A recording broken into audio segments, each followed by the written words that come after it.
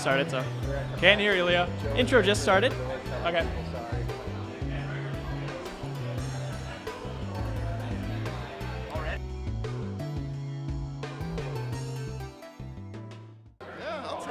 Hello and welcome to a special edition of the Game Informer Show. We're here at Fulton Brewery in downtown Minneapolis.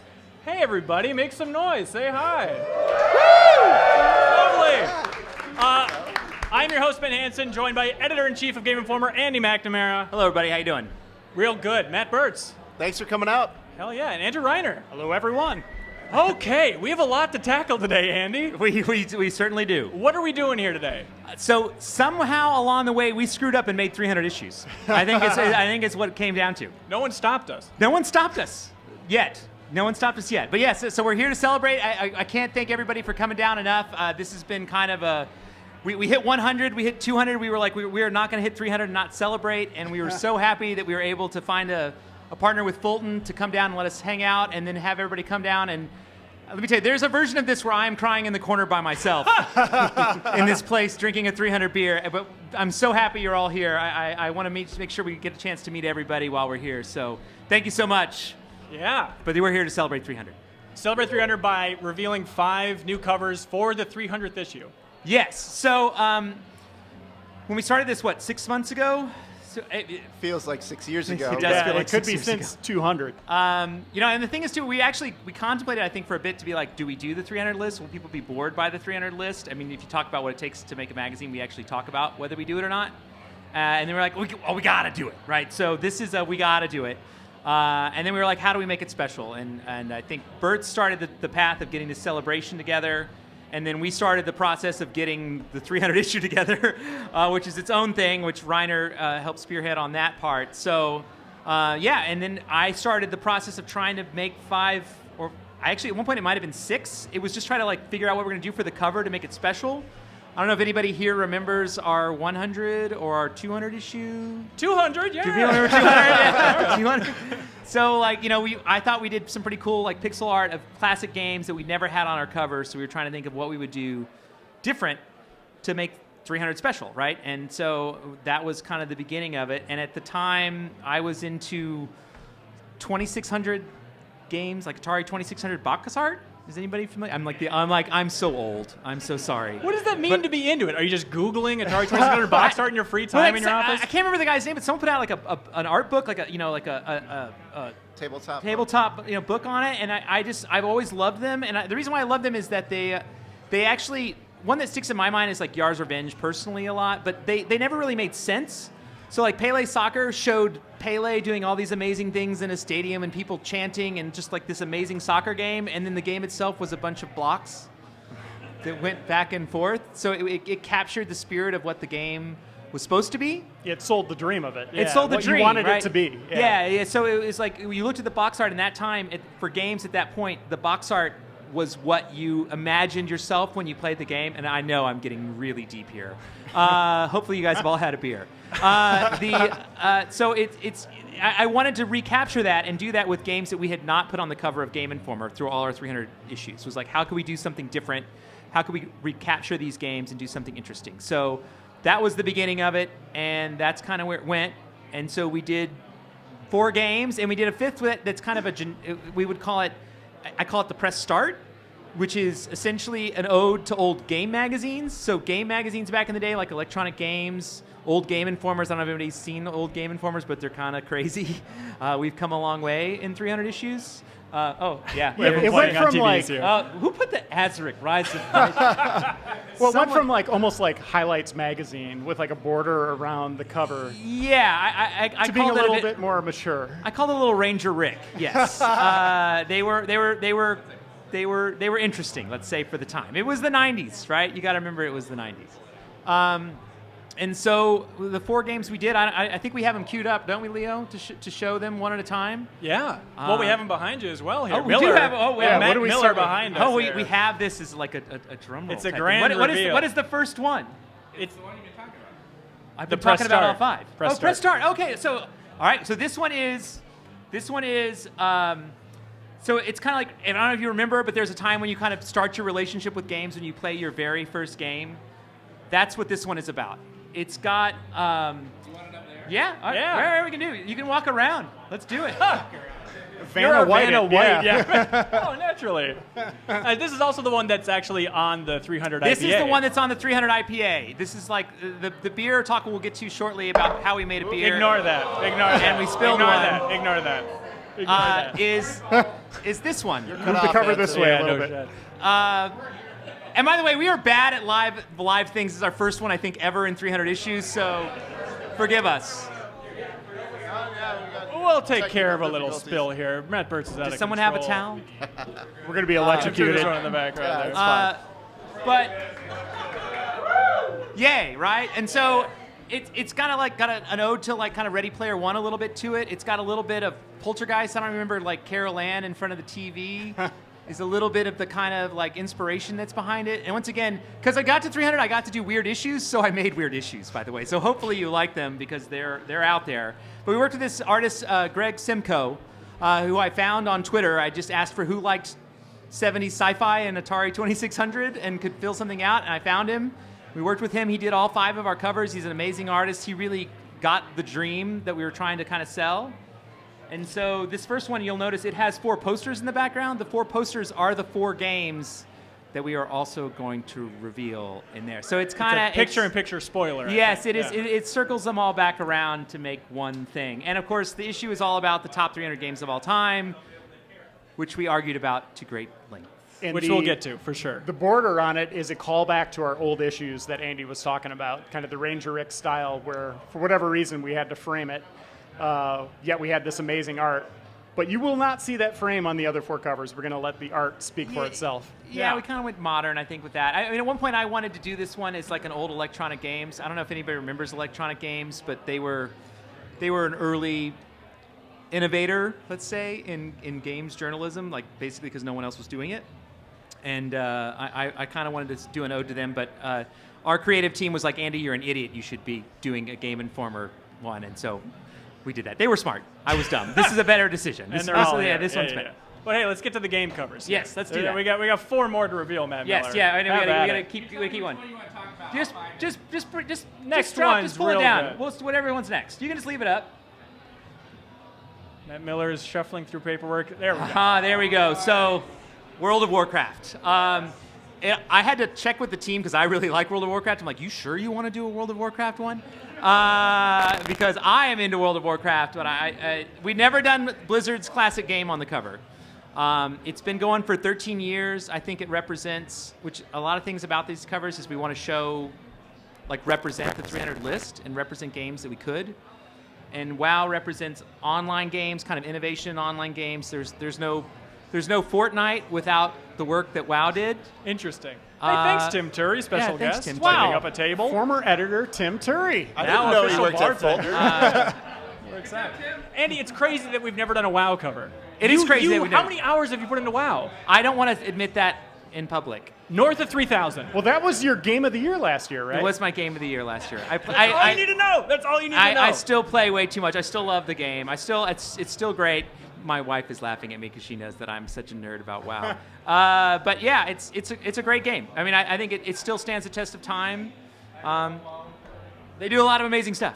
Yeah, for sure. But this one is like we did like all the characters. We tried to take all the famous characters, put them in. It's a bit of a character ode in this one, which is a Right. little different than the other 3, which are a little more dreamlike, a little bit more 2600. But you can't do WoW without doing kind of a character lineup to some degree. And I love it because it looks like a bad 80s metal band. I don't know if you get a chance to look at it later and get a little closer look, there's like a white tiger. It's got it all. It's got a little Danzig to it too. I really dig it, but I don't know if everyone else will. But I think it's kind of amazing, and it's supposed to represent. It's not supposed to be like the WoW you know. It's supposed to be that weird cover that you don't know. We talk about what is it? Ghost Lion, the worst. Oh, the NES Yeah, game. Yeah, the NES game is like yeah. the worst art ever. It has a tiger on it, and we feel that our tiger represents and can compete with that tiger any day of the week. I know it's a deep cut. Hey, next cover. Yeah. What do we got, Miller? Miller's shuffling through. Oh, this is my favorite. So Metroid. Yes. My favorite as well. I don't know. Super Metroid is on the cover here. I think it represents both. Oh, interesting. Yeah, I think it okay. represents both. I think it represents the whole series, but it could be either. You're right. This one, we got this in the middle of a meeting. We got the first sketch from Greg, and I turned it to the whole crowd, and everyone in the office was like, "That's awesome! Do that one." We were super psyched. Metroid is my favorite game of all time. Once again, I don't know how my favorite games all made it onto this cover. I guess I got lucky this time. No one You're can the say. boss. Well, we had, on that note, we had a lot of discussions about what ended up on the cover. And we kind of narrowed it down to a specific group of games. We won't reveal what that group is at this point because we're going to be talking about the 300 list. I mean, I think the WoW one is kind of an exception, but this one represents sci-fi to a degree. And so we wanted to have something that was in the sci-fi space because we've had so many great sci-fi games over the years, and we feel like that's an important genre. And it gets pretty deep. But the other two, you'll notice, follow in kind of different genres and different directions. Yeah, so like Mass Effect was in the running for this talk. But we talked- felt like, let's go back a little further. Let's Yes. give it to Samus and Oh my Nintendo. God, Tim! Thank you for the Exactly. So, but Metroid, I mean, I actually think it's some of the best Metroid art I've ever seen, and I'm It's a so fan. cool. And I'm a fan of Metroid art, so I'm thrilled about this cover. It's awesome. Because, I mean, the first meeting we had was like, let's see if we can ballpark what's in the cover discussion. It should be from the top 30 games of all time, roughly. Roughly, yeah. Yeah. I And mean, that was because the initial the discussion. art took longer than the list, so we started with like 50 games that we thought these are 50 games. There's no way they don't make the list, Right. Which is an interesting list to make all on its own because that's its own argument. Yeah, next cover. As good as that one is, Miller, please throw it out back. Thank you. So there's this little game called Minecraft. Let's get weird. This is the weirdest cover by far. that we never put Minecraft on the cover, and it's weird, even though it's such a phenomenon. So Well, it's such a slow burn. Like, there was Yeah. no, I mean, other than the 1.0, there's no definitive moment, right? Where it's like, now's the time to celebrate Minecraft. And it's nice now with the 300th issue to finally say, let's give it its due. yeah, exactly. It's totally, and I think this was an argument we talked about. This is maybe our adventure cover kind of thing that shows like kind of green landscapes and where it goes versus the sci-fi kind of taste. And we talked about doing Zelda, and I don't know if you've seen it around here. I think it's here. Our Zelda cover is so amazing. We were like, we're not going to do better than the Zelda cover we did a year ago. For Breath of the yeah, Wild. yeah, About a year like ago. in 2016, I think November or something like that. It was just so stunning. We were like, we're not going to be able to beat that. So let's do Minecraft. Let's do something that we've never done. And I think the interesting thing here is that the front cover is the world, which is what we kind of feel is the star of Minecraft. And so we never have covers where the main character is not on the front. In this case, the main character is on the back. And also, they're represented very tiny and kind of a silhouette thing that we do multiple times. But it also has that kind of Tron effect where they are transported, these real people are transported to a digital world.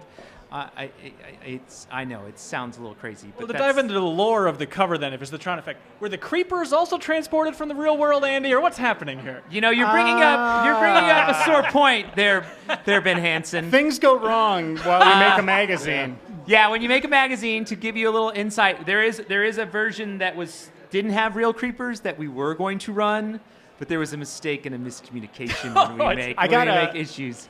I got a text from Andy yesterday that's like, there's real creepers on the cover. What's going on? And I was like, what are you talking about? I'm terrified. They're pickles. Let's be honest. They look like So pickles. I mean, you guys can tell us later. You know, tweet at me, whatever. Hopefully, tell me later what you think of the real creepers. We had it because we don't know what a creeper is for anyone that plays. Like, what is a creeper? If you had to draw Anyone? a realistic one. I'm sure there's some freaky ones on DeviantArt that we don't want to talk about, Yeah, but but outside it of was that, we were just trying to figure out what it would be. And so Yeah. Joe and I kind of came up with our own idea of what a creeper would be in the realistic world. and they all look a lot like Joe Juba, now that I actually look at them. yeah. It's shocking. So they were meant to be kind of scary, big eyes. Yeah. We assumed they were a plant creature, right? I think is what we went with. So we made that up, but we did have the original, just kind of those there. But thank you, Ben, for bringing up our mistake and making Well, sure that we one thing to point out- that when we showed it to everyone, we said, "Hey, we make mistakes too." And one thing to point out, this is like your journey into the game. That's why the characters are realistic, right? Yes, So yes. the creepers were supposed to be the in-game versions. Yeah. That's the takeaway. We had both versions, and this one made it to print. And we probably weren't going to bring it up, but we did. So here There we go. are. Next Here we are. cover. And Miller's removing it, revealing it. Oh, hey, this game. So this is going to be the greatest trick we've ever played on our subscribers. Oh, they're going to be so pissed. Because they are going to get it in their mailbox and they're going to say, finally, Red Dead Redemption 2. And then we're going to say, no, it's not. And truthfully, we kind of are in on that. So Red Dead, we never did a Red Dead cover. We consider Red Dead to be one of the greatest open world games ever. One of the greatest games ever, which you'll see as we talk about the top 300. We're big fans. We know Mexico's a little slow at times. But ultimately, that game was, I think, changed a lot of our views on games and online. And we've done GTA before. We talked about Rockstar games. We never got a chance to do this game on our cover. This was our chance. And we were thrilled. Once again, this is Western adventure. Kind of fits into our other larger scheme. Once again, don't ask me what we think of when we try to come up with these things. It's Atari Primal. You Yes, got to get down to the basics. But we love it. We think it's a great cover. Bonnie looks fantastic. Stagecoach, the American flag, the sunset. It's got all the things. It kind of does that thing that we were talking about for Atari 2600. It gives you all the emotions you kind of get from the game in one cover. Yeah. Or hopefully you think so. I'm a big fan. I'm a big fan of all 5, by the way.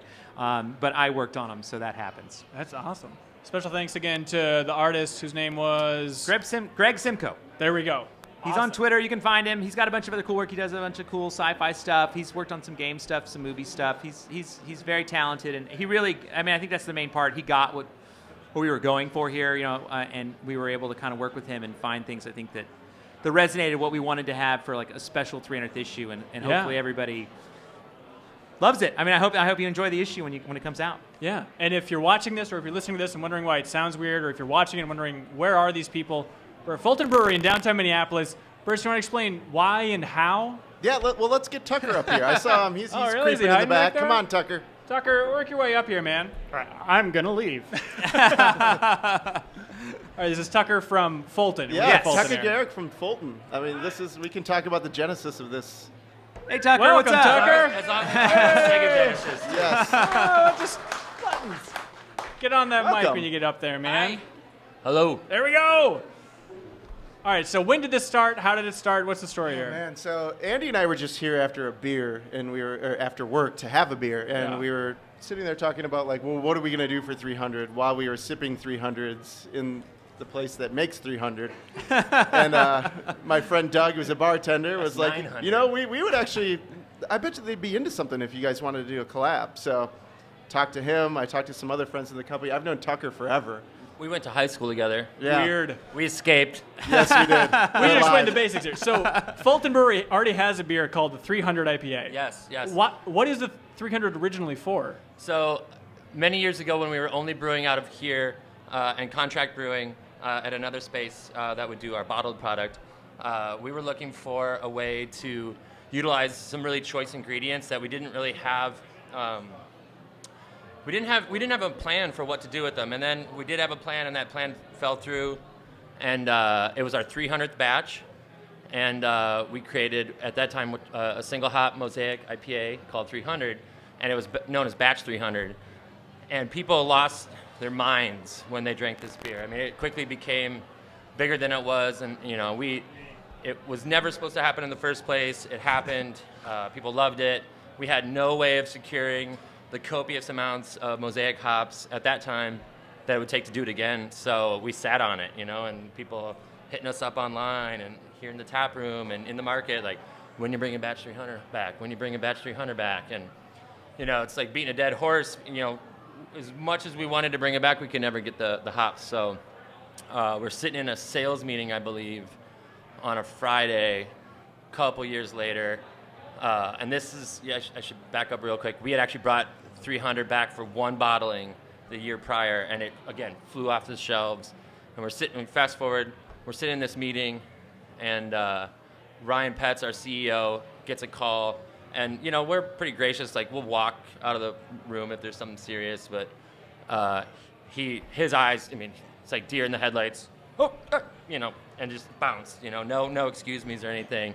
Comes back in, he waltzed out of the room, but then casually strode back into the room. Like, okay, sits down, and we're like, what's up? He's like, we just got, I forget what it was, thousands more pounds of mosaic, and then what do we, we're bringing it back full time, right? Okay, we're gonna do it. So then we did it, and we phased it out. later in the day, we actually got another call. I'm like, we've got more mosaic hops for you. It was like, the sky opened up and rained on us that day. So we brought it back. We ditched the batch number a long time ago. I mean, Okay.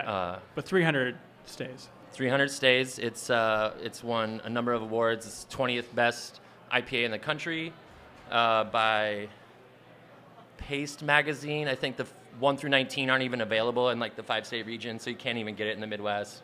Well, here's the question. I think there's probably a lot of people listening or watching that are like, hey, I would like to drink a Game Informer beer. How do they do it? Where is it sold? How does this whole thing work? Right. So we shipped 300 into what is our very expansive distribution network. It's at any store that normally sells 300. Working with our director of operations in the last few weeks, we have 20-ish distributors in 9 states, and he worked really diligently to run those inventories down so low that it made a lot of retailers and distributors uncomfortable. So everyone got 300. The Game Informer 300 at the same time. So that's in stores now. That's awesome. Should have arrived at least by Friday. So. For Midwest-ish region? Yeah, so Metro Okay. Metro should have got all of theirs this week, and then just, if you could imagine, just slowly over the next week or two moving out. So the rest of Minnesota, Wisconsin, Kansas, Zerd the creep Dakotas. across the world? Yeah. Okay, got it. And we Game Informer partnered with France 44, so you can go to their website. If you're out of state, you can't get Fulton in your local liquor stores, you can order some. So. Oh, interesting. Yeah, we legally cannot sell, but France is one of our retail partners that has a really robust online sales, and you can they'll ship to you as long as your state allows it. And this is like a limited time thing? How long does this run? So we did one packaging run, and we sell a lot of 300. It's a very popular beer for us, but that's it, one and done. That's awesome. Back to regular scheduled program. After Well, thank you for one. letting us script your award-winning beer. For It was great. It was great. We really appreciate it. Thank you for letting us, get a little bit of your love on the way there.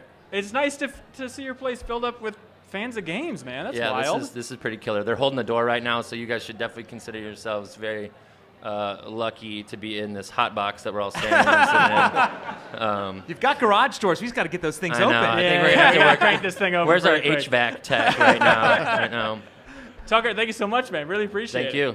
Andy? Should I leave now? Get No, out of here. No, thank you. We loved 300 before we even started. I mean, that's the funny thing. Game Informer doesn't really do many things or promotion, and we always try to keep it somewhat.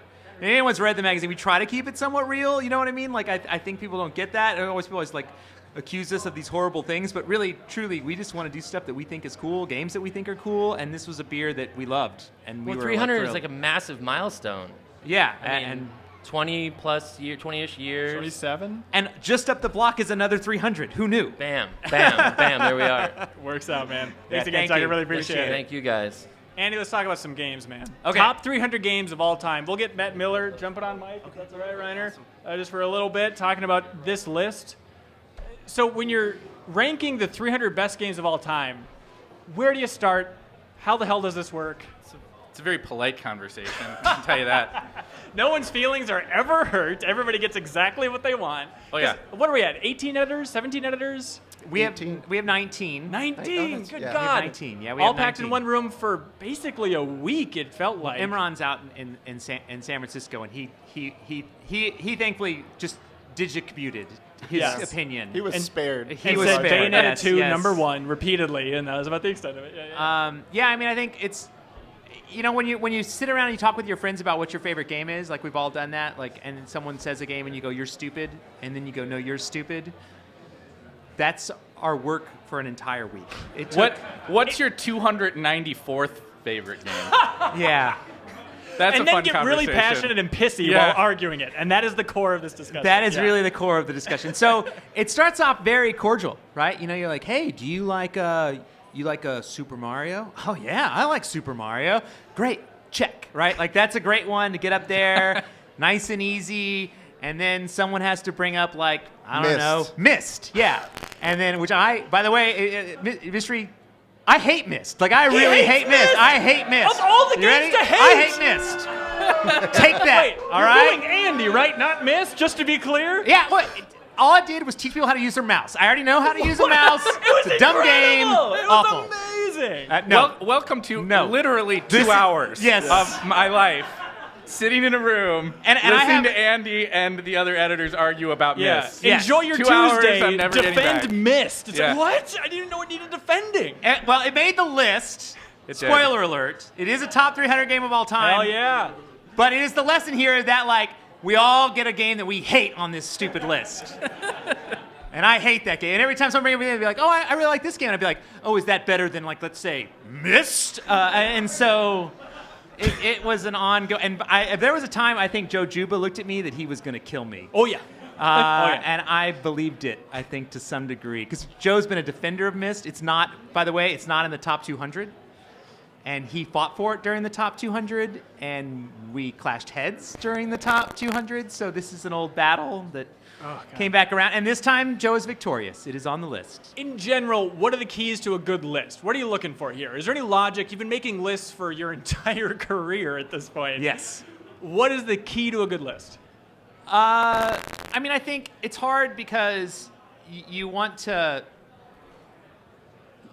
We argue about like what games is fun now. Like like Pac-Man's fun now. Miss Pac-Man is fun now. It's a game that's 35 years old. I don't even know anymore. It's old, right? But Pac-Man's fun. Like I can go to anywhere now, and if they have a Pac-Man machine, I can sit down and play Pac-Man. I know there's gonna be someone here who hates Pac-Man, right? But like you can go and play it, and it's fun. Galaga is still fun right now. Galaga is a great game. You can go play it. But when you talk about other games, you go like, is the original Zelda still fun? And you're like, yeah, it's still fun. Yes. Is it number one fun? Which is it was number one in our top 200. And at that point, it got a lot of points for history, which it deserves, right? I mean, I think Zelda changed the world in a lot of ways. I could argue with that with you later today if you'd like.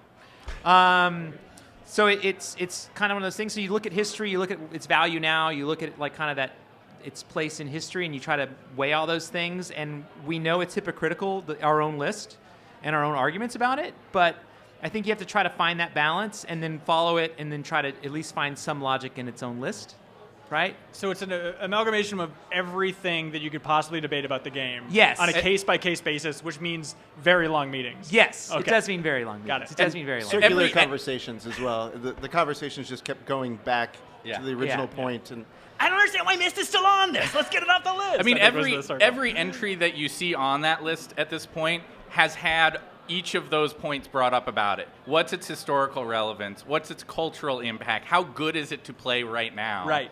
And so it's not like we did that for the top 30 and then No. just kind of kicked everything else like, this will probably be good. Like every single one of those games had that discussion about it. Yes. And about 200 additional games that we're trying to get on the list and couldn't. Yeah, I mean, everyone has their game that they love, that they want to get on the list, and it gets a little political to some degree. Like everyone, I mean, there's literal like kind of filibusters. You want to almost tire out your competitors to get your game on the list, and there is a bit of that happens.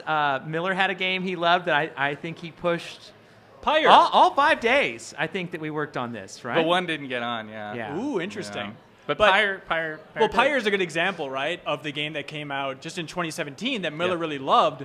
But that's almost the toughest part, is a game like Monster Hunter World, right? Where it's like, oh, does this go on the list? Probably. It's so new. We haven't played it and finished our time with it yet, but we can all, I mean, we've played it dozens and dozens, hundreds of hours at this point, but like, is it fair to judge it for the sake of history right now? Yeah, it's hard. I mean, I think you want to have you want to have 6 or 7 months, a year, Yeah. 2 years, like with the game to understand its place in history, and sometimes you got to take chances. And we try to take some chances. I Yeah. think with the list and put some modern games on there when it's hard to not want to, just focus on the past. So if you're listening to the audio version, there's a room full of people here, and we want to incorporate them in some way. So Leo actually has the almighty list, the scientifically, completely ironclad list that The Leo perfect has. list, I think, right? There's no other way to describe it. No one will disagree with it. Right? And so the idea is, I'd love to hear what your favorite game is, and we'll tell you if it's on the list, number one, and what number it is on the list, and then why. Yeah, That sound good? I mean, does that sound fun? I mean, we're trying to make stuff up, right? Like, Yeah. everyone's got a funny game, their favorite game, and we can crush your dreams or Yeah. elevate them at this point. All right, what's the greatest game of all time? Final Fantasy VI, says this gentleman, this fine gentleman. Oh, hang on. All right, Final Fantasy VI. Andy, is it on the list? Yes. Okay. Obviously. Yes. The discussion, it's also influenced by, not influenced by, but it's a conversation that comes up a lot of like, we just did the Game Informer cover that was the greatest RPGs of all time. Yes, we did. And so it's like, man, we just argued Chrono Trigger versus Final Fantasy VI for hours. We did. And that's actually really interesting. One of the things that came up in this conversation is the distinctions between being the greatest RPG versus greatest games, across all gaming. Right. Right? Like, there's different criteria you apply for something that's about role-playing, right? Kim, would you like to... Let's get Reiner in here. Yeah, Reiner's yeah. like this, so I'm stepping out. All right, Reiner's back on mic. So Final Fantasy VI, I mean, Leo has the almighty list. What number did it end up being there, Leo? Number 6. Number 6! It was 6. Yeah. We 6. matched things up like that. Yeah, well, I mean, No. it's one of those things. I think one of the things we often said in the conversation was like, this is a top 300 game of all time. There are literally like 100,000 games now. Like 6 is pretty good, right? Don't be offended. Don't be offended, You gotta please. remember that's pretty high on a list about the greatest games ever. That's very high, and I think Final Fantasy represents I think a big change, especially in North America, where it came and kind of changed. I think a lot of people's opinions of what RPGs are here, and obviously they're huge now. So that game gets a lot of points for, I think, the way it changed, our culture to accept what RPGs were. Yeah.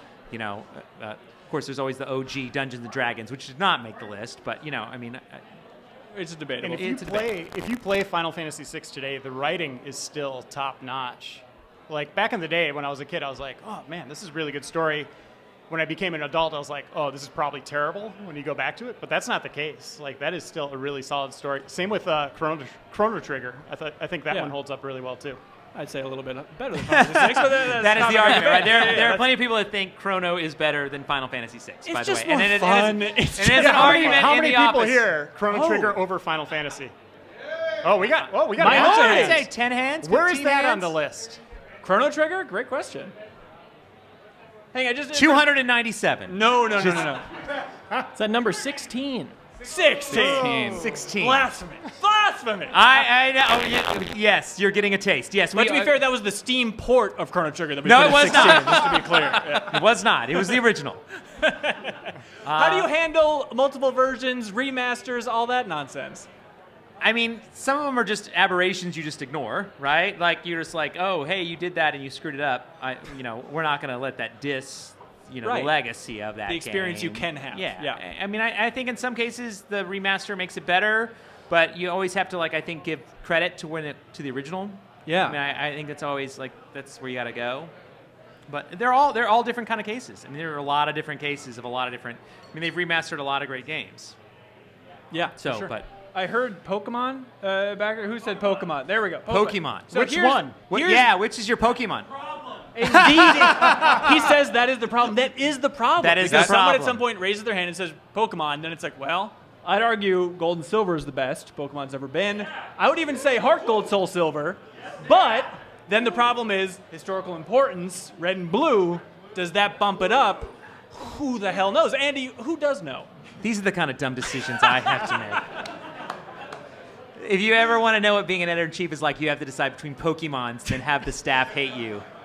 I mean, I remember when Blue and Red happened, I was there, and Blue and Red, people were like, why are they selling two of the same game? That's dumb. And then people were trading between the two versions, and it was blowing up, and it was changing the world. And that spark and everything that happened in Blue and Red is what enabled the magic that eventually became a better game. But it's so hard to ignore the cultural impact that the original had on the world. I mean, the Pokemon Company is still a powerhouse. I mean, people played, I'm sorry, but Pokemon Go is an awful game, and people play it. And they play it because of Blue and Red, right? I mean, that's the reason why you play it. You play it because of those characters you fell in love with in Blue and Red, and that's how important it made you play a bad phone game 25 years later or whatever. So that's a pretty good game. So yes, Blue and Red is on there. And it's so odd, like Red and Blue when it came out. I mean, just think about that. Like, from your career perspective, looking at it like this is really blowing up. But for me, I was in 6th grade, 7th grade, and just seeing it consume the school, like in a fervor that I'd never seen culturally. Even like the Star Wars special editions, it didn't compare to what Pokemon was sweeping the entire school. Like you can't discredit that. It did it to the whole video game industry. Yeah. I don't think anyone looked at Pikachu and said, well, that guy is going to be a superstar. Right? Chubby little mouse?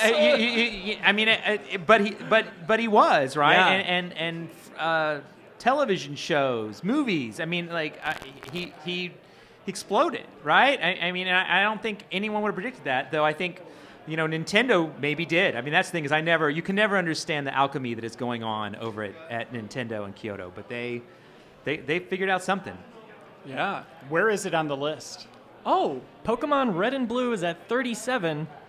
Pokemon Gold and Silver, a pitiful 94. Still pretty good. There was a lot of That's nodding. pretty good. People approving of the first one, and the next one they're like, Yeah, and then they got the number, and they're like, that's way too low. Well, Reiner, it was so funny. Like at some point in the podcast, we were talking about Pokemon Yellow in the review. Just because Pokemon was so new, we didn't know what they were cranking out. Yeah. And you were so excited for Pokemon Yellow, and then you're like, it's the same game, but Team Rocket's in it. What the hell is this? Yeah, that's a funny side story. The day I thought I was going to get fired, by the way, was we had Pokemon Yellow in the office, and Andy was in Japan for the PlayStation 2 I don't even remember. launch or like unveiling, and we couldn't get a hold of him. And I'm playing Pokemon Yellow, and I was like, this isn't good. This is the same game. We can't put this on the cover. It was a cover story at that point? Yeah. It was. Oh, wow. It was the plan. So yeah. we were playing a game called Tony Hawk's Pro Skater at the time.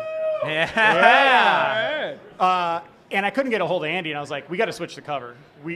Let's put Tony Hawk on the cover. It's this undiscovered thing.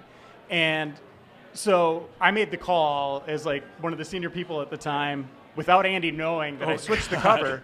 So like for days, I'm like, he was gone like a week and a half or something like that. And for days, I was like, I'm done. Like, it'll be funny. It'll be a funny story later that I got fired because of Tony Hawk. Yeah. But he came in the office that day like jet lagged. He's like, you guys think that game's cool? And we're like, yeah, it's really good. Pokemon's not good. He's like, you made the right call. Yeah. Do I you mean, remember it's that, just- Andy? Yeah, I definitely remember. I mean, it's like it's a time when like it wasn't easy to reach people overseas. I would turn my phone off, which was probably a flip phone or my beeper. I don't know. It was a long time ago. I mean, I think that was the core. I mean, that was a time. If you talk about Game Informer, we were really trying to find what we were going to do. I mean, the world was changing, and we were trying to figure out what we wanted to put on the cover, but we knew we wanted to put great games on the cover. We wanted to talk about things that were happening. I mean, even that Tony Hawk cover is funny because I was like, okay, great. You made Tony Hawk. It's a better game. Sounds awesome. I totally want to play it. I had not played it at this point. I really like to play it.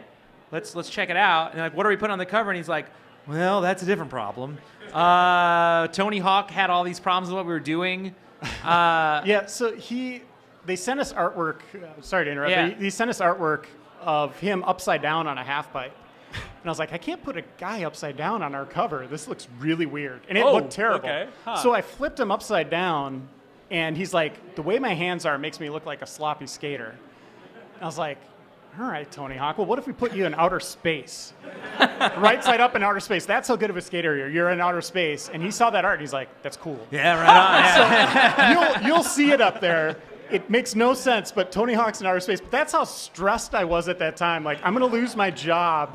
I have a skater that's not cooperating with this cover art. Outer space. So if you ever have a celebrity you can't deal with, just put them in space, and they're like, space. yeah. And they'll like To be it. fair, Yeah. I think it Fair came full enough. circle. I think Tony Hawk Pro Skater 5, I think there's a level in outer space. I think it eventually Yeah, went full back circle. around. Yeah, But yeah. one thing I learned from Andy over the years, especially at that time, about what we put on our cover is it might not be the biggest franchise we have a sequel for. It's the game that has that it factor. That's what he's always looking for. The game that has something special that really makes like an indent on the industry.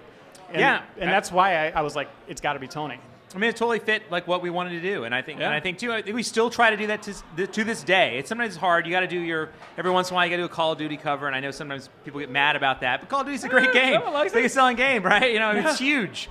But then we try to make sure we go find something different that's kind of off the wall that we get a chance to see that we think is going to be great. And we should explain. I mean, back in the day, it was like reviews on the cover. Like Yes. that, the games were being released. That's why we were playing Tony Hawk so much. And then eventually Sometimes we shifted previews to kind of like or arcade games at the Yeah. time. yeah, arcade games. Oh, yeah.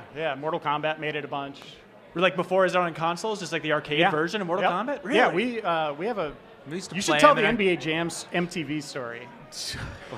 Well, that one was NBA Jam was weird, and not to go into history too much, but NBA Jam was weird. First of all, I was on the cover of the magazine, which, by the way, I've made it twice, and the second one's a little secret. I never did this on purpose. Basically, my boss was like, "We don't have anything to do. Why don't you go take a picture? We'll put you on the cover, like with a basketball, and put it on fire, and that's NBA Jam." And I was This is like, one of our personal favorites in the office, by the way. And I was like, sure. I mean, whatever lets me keep doing this job, I'll do it. And Did so, you play basketball? No. They glued the ball to his hand. They had to glue the ball in my hands. And then Yeah. they had him on a trampoline. So So I- there's they- a photo shoot. We have slides. Yeah, Back in they're when we really- had slides of Andy just airborne with the ball glued to his hand. Do you enjoy that at the moment of like, this is dumb, but I'm going to Okay, laugh so it up? at the time, I was like, this doesn't seem very pro, but it was in Golden Valley, which I don't know if anybody's from here in Minnesota. It's like out this way. There was like a photography place, and I drove out there, and I got there, and they basically were like, wear regular clothes. So I was in like jeans and a flannel, and they glued this basketball, and then I would jump on the trampoline and land on a mattress on a cement floor. And I'm gonna let you know, that hurts, by the way, especially when you're trying to do like NBA Jam moves where you're trying to get like vertical. You know, you like literally Were be, you like, yelling horizontal boom to the ground. shakalaka as you're landing on a mattress? And the funniest part about it to me was there were like two real models working there, right? And they were like watching what's going on in this room, and they were like, what is happening here? Because I'm doing this. And then like I get done, and they were like, are you some kind of athlete? And I'm like, I'm about as far from an athlete as you can find at this particular time. But it worked, and we put that on the cover. But the funny thing is that one eventually made it on to MTV at the time because we worked out we were at Funko's headquarters, and they got posters that had the codes for the next NBA Jam on them. And we walked into the warehouse, and we saw the posters, and we saw that there was a code to play as Bill Clinton. And what was the second one? Well, it was the Beastie Boys. The Beastie Boys. And so we grabbed the codes, and we were like, stop the presses! And we put them in the magazine as quickly as we could. People got to play Yeah, the Beastie Boys. we tested it, we put it on there, and then we put it in the mag, and then it made it on MTV News back in the day where they were Kurt like... Loder. Yeah. Holding our issue. I actually think Yeah. it was the other guy. It was the other guy, Mark something or other. I can't I thought remember. it was Kurt. Yeah, it wasn't. We would have been way cooler if it would have been Kurt Loder, but we weren't that cool. But we made it, and it was like it was a big deal. But that was one. And by the way, NBA Jam is on the list before anybody asks. NBA Jam is a classic. Leo Vader, Yeah, what let's get number back is to the NBA list. Jam? 41. 41. That's pretty high. I mean, That's impressive. it's the highest. I think it's the highest sports game on there. It might be. Ooh. Yeah. If anybody can name a sports game they think is higher than that, I'd love to hear There it. is one good guess. Oh, hang on. I heard Rocket League back there. Rocket League is a great guess. It is on the list, but go old school. NHL 94. NHL 94, where's that? That might be close. It's at 63. 63. Yeah.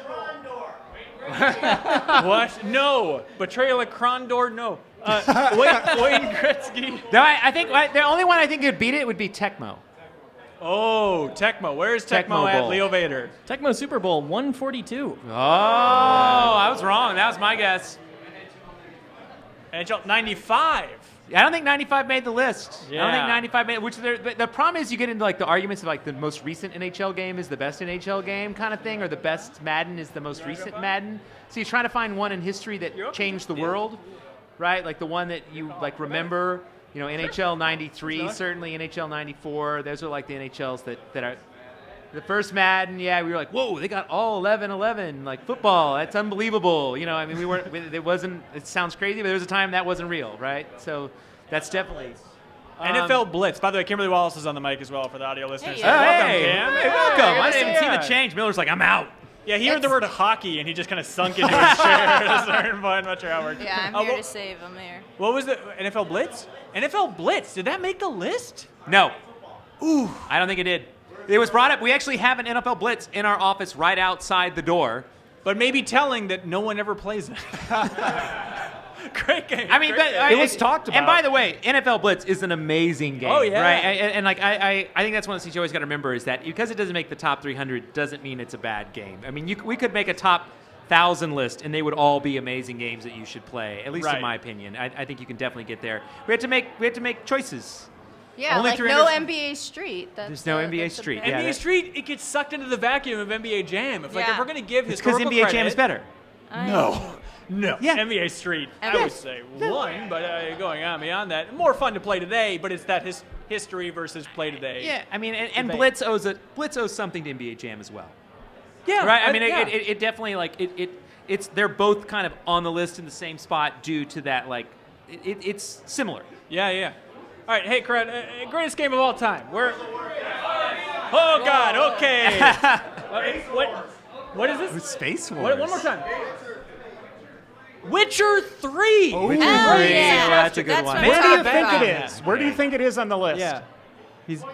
He says 22. 22. Leo Vader, Witcher 3 Wild Hunt. Okay, hold on. Do we have any other guesses? Do we have any guesses for? Oh, hang on, no, for numbers. No, I meant for for where Witcher 3 is. Where do you think? 12? People around the top, Top 10 10 over area. here. Top 10? Oh, hang on. That one's an easy one. All right, let's see. Where is Leo Witcher? Vader. The Witcher 3, it says Super Mario Brothers. I don't know. Oh, crap, the list. Number 10, The Witcher 3. Wow. Good guess. Yeah, Good it was guess. Is that top the 10. highest, most recent game? Leo Vader, crunch the numbers, computer. Hang on, he's doing the math. Grand Theft Auto 5 is pretty new. Oh, you can't spoil that. All right, Witcher 3 Wild Hunt, number 10? Yeah, I mean, when we did the RPG list, there was a faction in the office when we chose Elder Scrolls, which I know there'll be some people that were not happy with Elder Scrolls, but there was half the office was Witcher 3 is better than Elder Scrolls. It is. Yeah. See? There we go. So it is an argument, and it's a very real argument. They're both two amazing open world RPGs that I think define what we want an RPG to be now more than anything, right? We give 6, by the way, a higher spot than Final that. Fantasy 6, yeah. Yeah, Final Fantasy 6. But because of what it did to change that whole thing, but I think the most modern games and what they're doing now is Witcher 3 and Elder Scrolls. Those are the two that define where we want those games to go. They may not be perfect in their own. They all have their own kind of flaws, I think, but they're amazing. And it's been 8 years since we've had an Elder Scrolls. If you don't count VR, which, I Yeah, understand or there's just some the various factors out there. versions they've made. Yeah. Kim actually reviewed Witcher 3. Yeah, I did. In a week. So here's... That's crazy. That is insane that you beat that game in a And week. you kept harassing me during it because you're like, why aren't you not done yet? I'm like, Andy, do you not realize how big this game is? Like, Andy, this is the 10th greatest game of all time. Give me my time, please. Yes. That's also, to be fair, that's the joke I give everybody when they're playing an RPG. Right, you're is they're still- like, we you're haven't still finished playing yet. this? What's Yeah. up? No, and I did a good chunk of the side quest too. I can't believe I got through it, So but that was I just insane. fell in love. Yeah. And something when you're reviewing a game when it's like that, and you just want to keep playing. I mean, I was up to like 4 a.m. just going and going and going, and I just love everything about that game. I feel like it really up the ante. Yeah, on what can be happen, and like the ripple effect of your choices in the world, and the narrative, and just everything going with I think it. quests, how it handled quests. I think Oh, that you was- asked me Trish or Yennefer? Just I'm a Triss fan. Both those games had the ability that you would fall into a well. You'd be like, oh, there's like a thing over here. Let me look at that. And then 7 hours later, you would come out of whatever you had fallen Just into, which was that amazing. game does side quests better than any other RPG I've seen. They look in like main years. quests, right? Yeah, and they are all engaging, and like they're not afraid to throw humor into them, or make them really, really intense. Which, like, do you throw a baby in an oven? Like stuff like that, where you're like, Wow. oh wow, and Wow. it doesn't. Storytelling. We end. went there on this podcast. Yeah, I went there. Like, I don't know. mean, it's dark, and I like that I'm challenged by living with my choices and making sometimes the choice between like, both of these suck. I guess I gotta pick one. That's fun. Yeah. I don't know if Adam Biesner, former PC editor, he's here. I don't know if he's in this room specifically, but we were on that cover story for Witcher 3. And it was so amazing was just, I don't know if it's just like a Polish attribute, but they were so just upfront about Skyrim. Like Boris, the director of Witcher 3 at the time of the cover story trip, he's like, Skyrim, I enjoyed it, I guess, but I couldn't name 3 characters from all of Skyrim. He's like, we're going in so hard on quests. All of our quests are going to be memorable because no quests in Skyrim are memorable. I think was his angle. The beauty of Elder Scrolls, the allure it has is you place yourself in that world, and there can be days where you just go, for the next 12 hours, I'm just heading east, and I'm just going to make discoveries along that path. Yeah. Whereas The Witcher is more story-centric, and you're more latched onto those narratives. Like a side quest can take you like 7 hours, but you're more vested in that, and I think they're very different in the experiences they offer. Yeah. All right, so somebody yelled out Super Mario Brothers. Was that you, sir, in the Vikings hat? I feel like we got to discuss it at some point. You're talking original Super Mario Brothers. Not Mario Brothers, Super Mario Brothers. Very specifically. Let me tell you, we had a lot of talk we about had a lot of Mario. So what is the best Super Mario game? Just Super Mario in general. What do you guys think? Galaxy! Three. People are riding. 64, yeah, okay.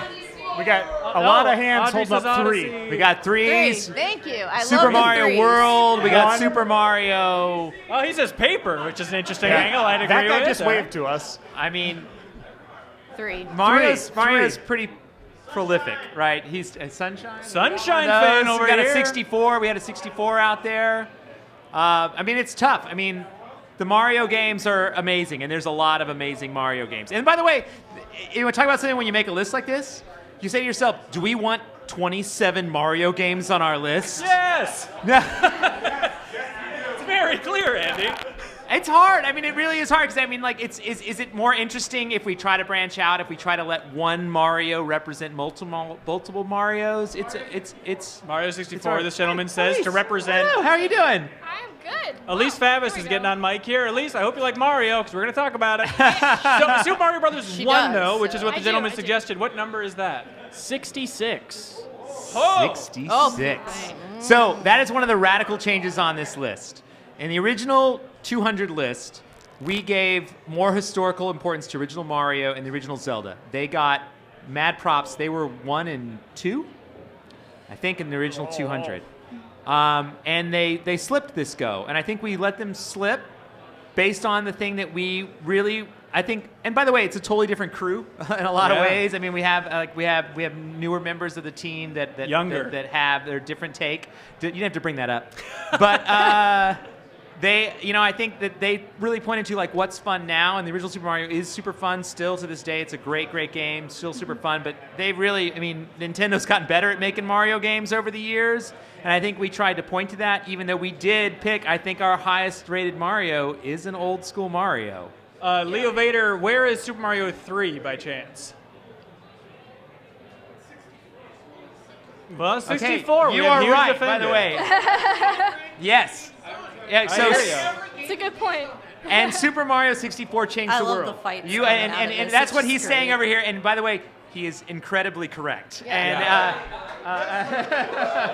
And it did change the world, and that is like the hardest part about these lists, and part of the arguments is that like 64 did change the world. 64 analog controls these days feel a little archaic because it was the one that kind of introduced and changed the way analog games are now. Yeah. Right? I mean, Odyssey is a different level of analog play than 64, but it did. I mean, it did. It changed. I mean, it changed. I mean, everything we play now is based off that horrible N64 controller and Mario 64, right? That changed the world. But where's Super Mario 3? Super Mario 3 is number 2. Number two. 2. Right. Yeah. Mario 3 specifically. Andy, do you remember when Mario 3 came out? What was that like? I do. I love that there's like a rumble in the crowd, by the way, that Super Mario 3 has created. Yeah, people are fighting. Fists are flying at Yeah, this point it- over it- 64 versus It's getting 3. crazy over here. I mean, I probably, by the way, to put it the other way, I'm maybe on the world camp over 3. But that's personal kind of list there. But 3 definitely, 3. They had the Wizard. I like the Wizard, the movie. People were lined up to see that horrible movie to see a glimpse of Super Mario 3.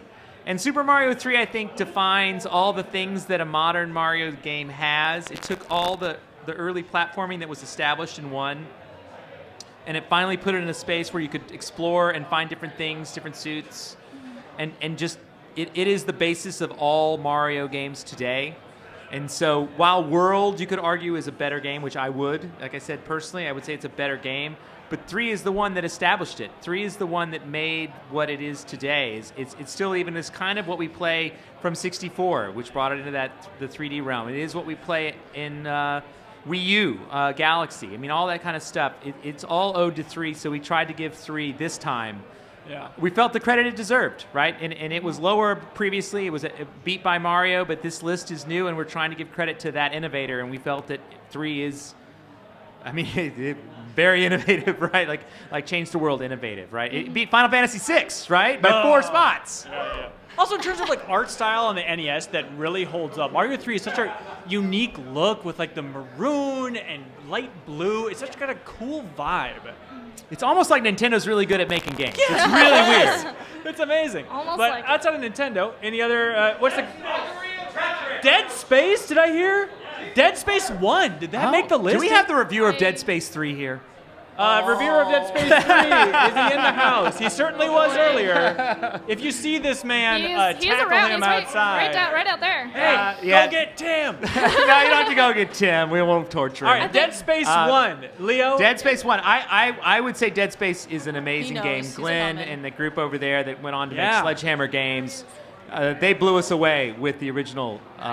Tim Curry, former co-host of the Game Informer Show. How about it? Hey. What is this? This is nonsense. What are you reading this entire time?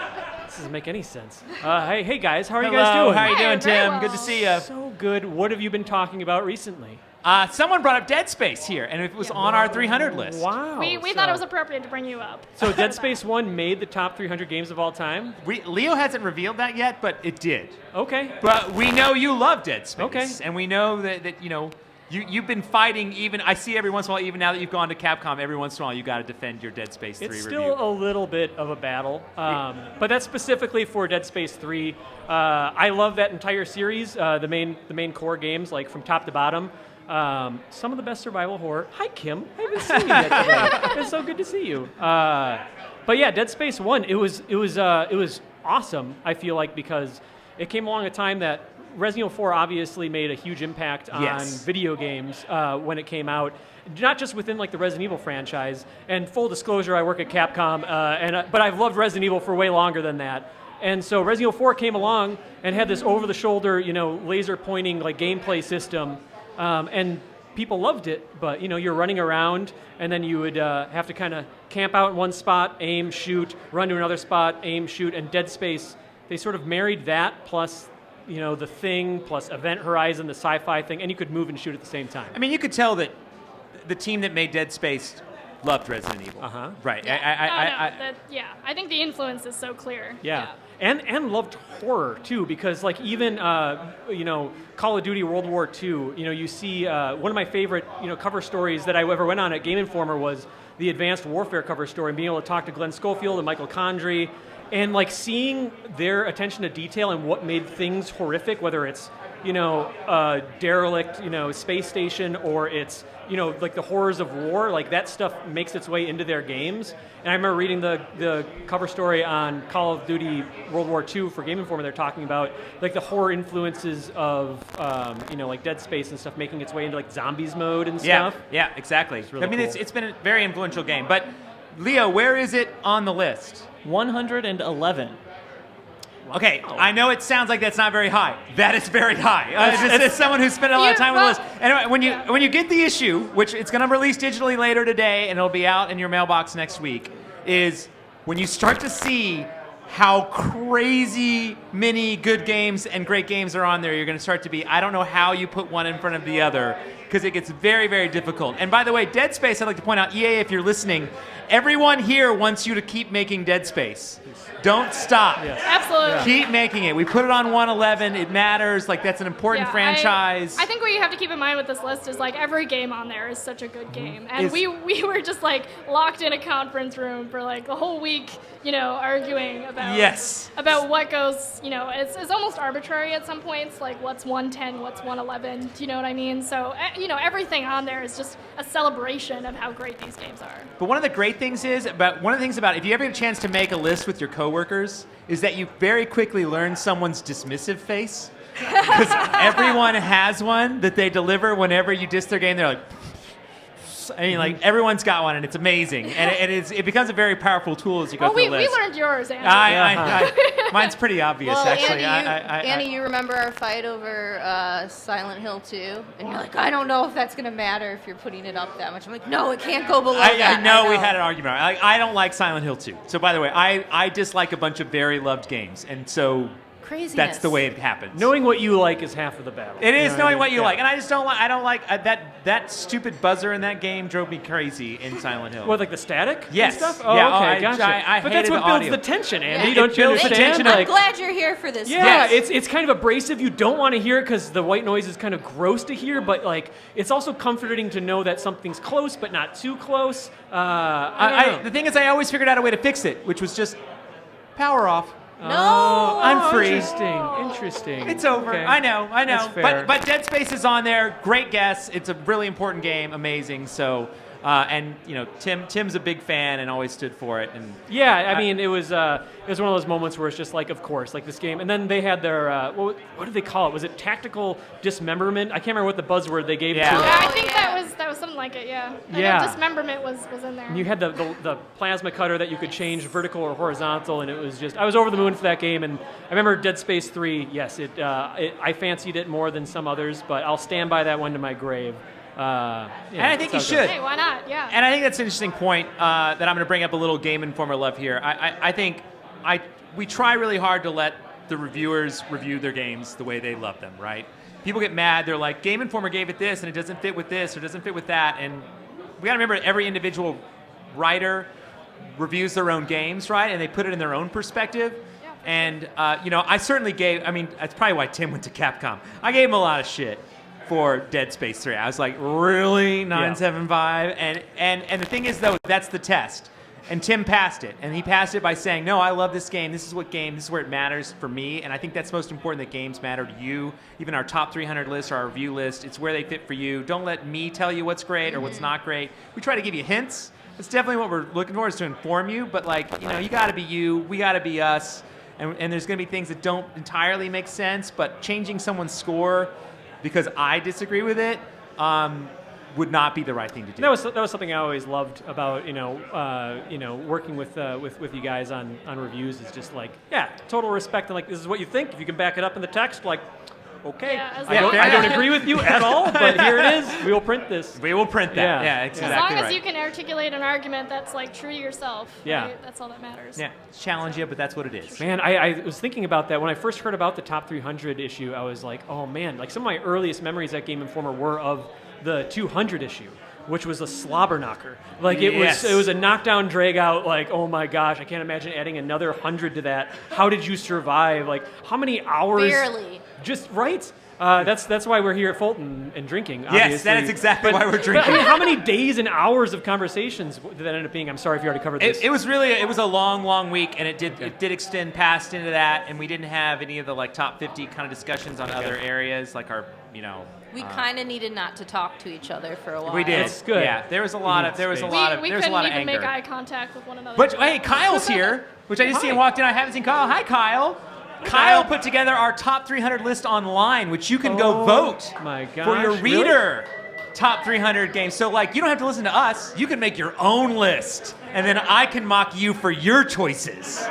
Nice guy, Kyle. Oh, thank you. That list So- was very hard to put together, by the way. So Yes. So please make sure. When is our deadline for having your votes in for our online top 300? March 16th is March the last 16th. day. So you have time. Yeah. So later today, after you've had a couple beers, argue with some people, and then put in your own entries. That's the best time to argue. It is. Honestly. I'm hoping we argue all for the rest. I mean, we're here till 11, so let's argue all night, please. 100%. So did you guys go into the meeting with like a short list of like, I need to make sure that these games get on the list, and you were just like carving out your little, your territory, or? I mean, I think we all did personally. It wasn't like a planned thing. Like Sure, I sure. went in there with my Mega Man X sort of fist in the air.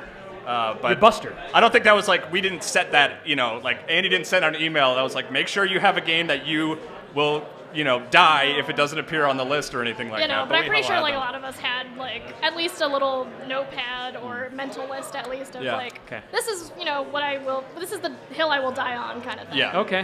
So. Yeah, we all had our own hills. That's the amazing thing. Let's use Mega Man X. I was like, Mega Man 2's on the list. Surprise, surprise. Spoilers, I guess. That's enough Mega Man for our list. And I said no. You are wrong. and I was like, I mean, come on now. I mean, they were like, no. And I was like, It's a completely different character, Andy. It's totally different. I picked up on that. But it was one of those things, and that's the amazing thing about a list like this is every morning you'd be walking in and be like, Mega Man X. And you'd be like, all right, here we go again. But you knew that was the passion they had for the game, and that meant we had to like come back around and make sure we talked about it. And Mega Man X did make the list. It did make the list. It I did didn't make have the to list. die on a hill, thankfully. Yeah, you didn't have to die on that hill. I would have. You're doing Dr. Light's work, man. Thank you so Yeah, much. so I really do appreciate it. Dr. Kane. Yeah. So, well, no, Dr. Light's also connected to the but like mythology. he's dead actually, at that but he's point. dead, which makes him even more like a sort of like a supernatural. We got it. All right. But wait, I was just going to ask Tim, if we have 2 Mega Man games on our list, and we had Mega Man on our cover in January, and you are working on Mega Man, can you give us here a little tidbit to everyone about your upcoming Mega Man game? Oh, shoot. Hey, so we're making another Mega Man game, guys. It's called Mega Man 11. It's going to be hitting PS4, Switch, Xbox One, PC in late 2018. There'll be more news on it this summer. But, hey, it's a side-scrolling Mega Man game. It's got, overhauled visuals and all that. It's Ben Hanson and Ben Reeves played it in Japan. Ben Reeves played it! Yeah, which is awesome. Hey, stay tuned for more info. Hey, Mega Man, everybody. Happy you made the list. Yeah. Good to see you guys. Yeah, good to see you too. Love you, See you, Tim. Come Tim. back and ask a question later. Audience questions coming up in a little bit for sure. Elise, was there a game that you were, like, what was on your short list of this has to be on the list or I'm going to storm out of here? Good God. I really want a Journey to be on there. Yeah, great. So I don't remember where that was on the list. Journey. Leo Vader Journey. But I know Where it did that got end up? on. Dragon Quest VIII Journey of the Cursed King is 184. Does Leo have the list pulled up? He Is does. that- He really does. Yeah. gosh. 79 Journey. 79. Hey, Damn it's high. there. I think that was a really important game for its time. And I think it's an important game now. I would yeah. argue that it's still an important game. I think Yeah. Journey's really Still fun to important. play too. It's not like it doesn't feel No, dated or anything. it doesn't feel dated at all. no. But, I'm always curious. Like I haven't played it. I played it when it came out on PS4, and I was amazed how well it held up. And I'm always curious, like, if you play that game now and no one else is playing online, how much is it going to detract your experience? Like, It's still great. I don't think Solo liked it. the entire I don't time? think it I play it matters, offline and honestly. I enjoy it. Yeah, I think it's almost like 2 different experiences. Like if there are other players there, or if you're just on your own, like it kind of almost comparable to like the long journeys of like Shadow of the Colossus, where like that lonesomeness almost adds to the experience, which like is totally fine by me. I loved it. And then if someone else pops in, it's just a bonus, you know? Yeah. It's 2 different experiences. It's such a Online wild or time offline. because like I remember hearing so many interviews with Genova Chen, the creative director for that game back in the day, where he was just like, "I love Team Eco, love Ueda, I want to make a game like that." And even with their pedigree, like I like Flow and Flower just fine, but I was even like, "All right, like you're going for Ueda territory, like cool it, buddy." And then the game came out, it's like, "All right, nailed it, well they done." stepped it up. They stepped it up. They stepped it up. Are there Journey fans here in the crowd? People? Journey? All right. People seem to like that's it. Yeah, it's a great game. It's fantastic. The one that I saw that was maybe number 1 on my list of like didn't make the 200 and it would be so easy to fall through those cracks and I think deserves a spot even though it's effing weird. The first WarioWare. That was one where it's like this deserves a spot on the 300 best games of all time. It is so much fun. It holds up so well. Has such a unique vibe on the Game Boy Advance. It was one of those late additions that I don't think any of us argued over. No, we didn't. We're done. We almost didn't put that on the list. Let's get that on the list. Yeah. I Leo, love WarioWare, what number yeah. is that? 262. 262. Yeah, 262. Not bad. 262. It sounds so anticlimactic when you're like 262. Still good. And Oh, which, no, by the way, it's on the list. It's on the we've list. talked to the list some. I got a chance to talk about it earlier this week, and it was fun. Everyone walked to me and they're like, "Andy, great list. Really nice to meet you. Like the covers. They look really great. Why is Super Monkey Island not on this cover?" I actually love those conversations, so please, all day today, do that to all of us. Can that extend into next fun. week Yeah, as well? I mean, or just for us on Why staff? not? No, It makes for good everyone, debates. come argue with us about your game. It's fun to argue about games. It's fun to hear your opinion on the Yeah. games. Like we want to. We will wanna fight know. you. We want to know. It's fun. It's a fun Andy, conversation. 27 years. You never have months where it's like I just don't want to talk about games. No. I love games. I love games. I'm a big fan of games. Sometimes I don't want to hear you talk about games. Naturally, but no one does. I mean, like, I want to hear me talk about games a lot. Yeah. No. I mean, I think games are. I like to point this out, and it's fortunate because it makes me feel a little bit old. But like, I remember when games were starting, and I remember when they were kind of just like 2600 became a thing. When the arcades were a thing, when 1983 the video game crash, like I remember it and it hurt.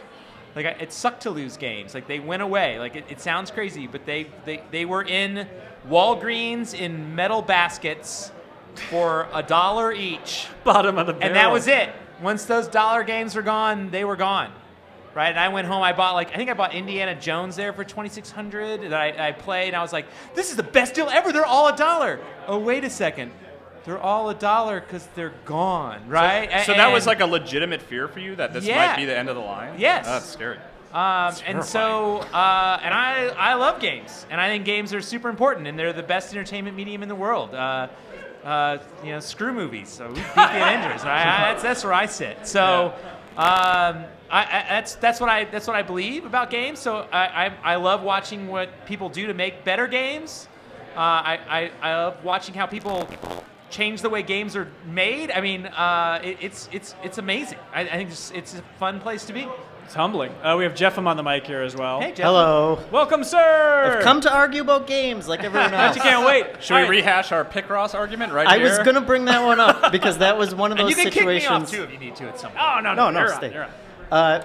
But yeah, that was one of those situations where long argument over something that totally doesn't matter. And even as I was yelling at Kyle about Picross, I was wondering, why am I yelling at my coworkers about Picross? What was the argument? That's the thing. The argument wasn't whether or not Picross would be on the list. It was whether it would be Mario's Picross or Picross 3D, which Reeves and I...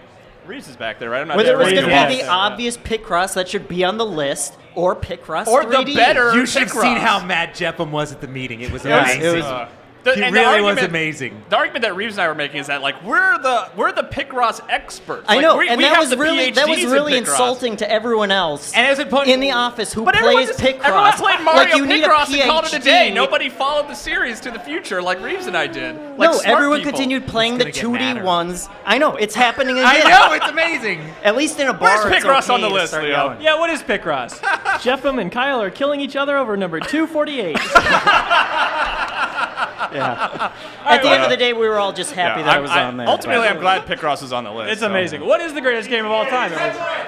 Tetris. We hear Tetris. He knows here. it. Yep. Tetris, Andy, I'd argue, probably the greatest game of all time. Where's it at on the list? I mean, let me guess. I think it's number 3. Number 3. There we go. Number 3. It's number 3. It's number 3. Yeah. This is a tough one. Everybody, I think, loves Tetris. If you don't, I don't know what you're doing with your life. I don't know what to tell you if you don't You love haven't Tetris. played Yeah. it, is what it is. But the problem is, what version of Tetris? How do you quantify that? You know? I don't think I don't think you have to quantify it. I think people, it's like people find the game in their own way, that kind of thing. And Tetris didn't move, by the way. Tetris was 3 at 200. Yeah. Oh, really? Yes, That's that awesome. that is the one game that did not move. And the reason it didn't move is because I could easily argue it's the perfect game. Yeah. And I could easily argue it for number 1. I mean, I think we don't put it at number 1 for various reasons, that just the arguments that happen in the office. Right. Let me tell you, if you try to diss a Nintendo game at the office, you could get knifed. Like you could seriously, it could happen. Mario Party. I don't that's think the made the exception. list. Yeah, sadly. Do you know we have a joke from Nintendo? Beetle, who's at Ubisoft, sent us a joke, and we hated Mario Party. We hate Mario Party, by the way. In general. Well, Andy hates Mario Party. I hate Mario Party. Younger editors might like it a little bit. No, they. There you go. Do you not have friends? Was the question from the audience. That's a good point. I may not have very many friends. It was, but I don't want to make friends that way. The Nintendo is never clever or funny, right? They just are not, right? They're not like jokesters, right? Paper Mario. But Every pun they've ever. they sent us a plaque thanking us for our glowing and wonderful reviews of Mario Party, which was sarcasm from Nintendo. It's still in our office to this day. I love it dearly, Front and and it is my center. favorite part about Mario Party is the fact that Nintendo was a smartass. They were so angry at us, they were like, well, we'll send them a passive-aggressive.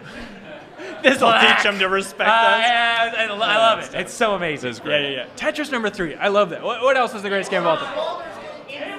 Baldur's Gate 2 is an area we haven't really touched we got on. a All right, old connoisseur school. over here. Oh, Yes. la-di-da. Leo, Baldur's Gate 2. Baldur's Gate 2, 64. 64. Pretty solid Yeah, for Baldur's 64. Gate 2. Okay, yeah, that He is gave it a good, I'll accept that. I'll accept that. I could Thank God. argue, but I'll take The that. Baldur's Gate fan takes it. All right. Sir, when was the last time you played Baldur's Gate 2? 5 years ago, All he right. says. When they came out with the enhanced edition and stuff, and that version's okay? It holds up okay? All right. It still seems like it's all right. Andy, are you a Baldur's Gate guy? You know, I love those old RPGs for what they had to do. I tried to play Baldur's Gate again recently to refresh my memory. Man, I'm used to a lot of modern conveniences when it comes to games, right? Like just like mousing over items and getting information back and just like, how does this fit together? I mean, I admire Baldur's Gate for what it was at the time, and obviously BioWare is, in my opinion, one of the greatest companies ever, right? You know, I miss Greg and Ray, the doctors, and like all the work they did, and like, but it's a good game. I mean, there's no doubt. I mean, it's a great. I mean, it changed. Baldur's Gate and that series made a big difference to where we are today. They're just real complicated. Yeah. Now, I mean, they're real complicated. Speaking of which, it's tough, Andy, to be in like the 300 meeting.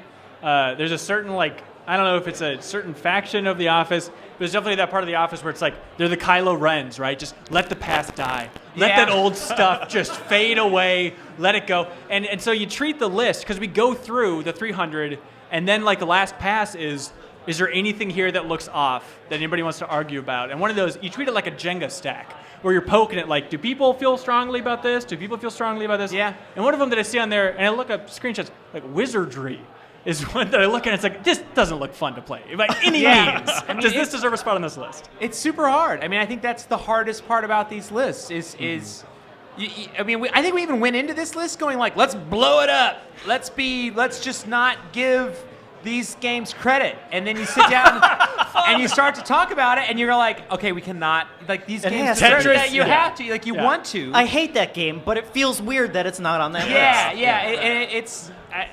It's the hardest part about these lists, right? Yeah. Is coming to like the way they changed, like literally changed the world. And I'll even give Myst a little point to put that around. Like Myst did change the world a bit. It's a bad game,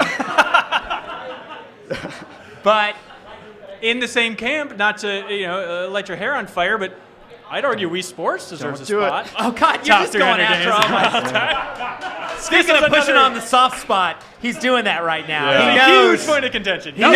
That was I had 2 hills, a Mega Man X hill and a Wii Sports hill that I spread across. I had my foot on one hill and my hands on the other hill. I had 2 hills, which was to stop Myst and Wii Sports.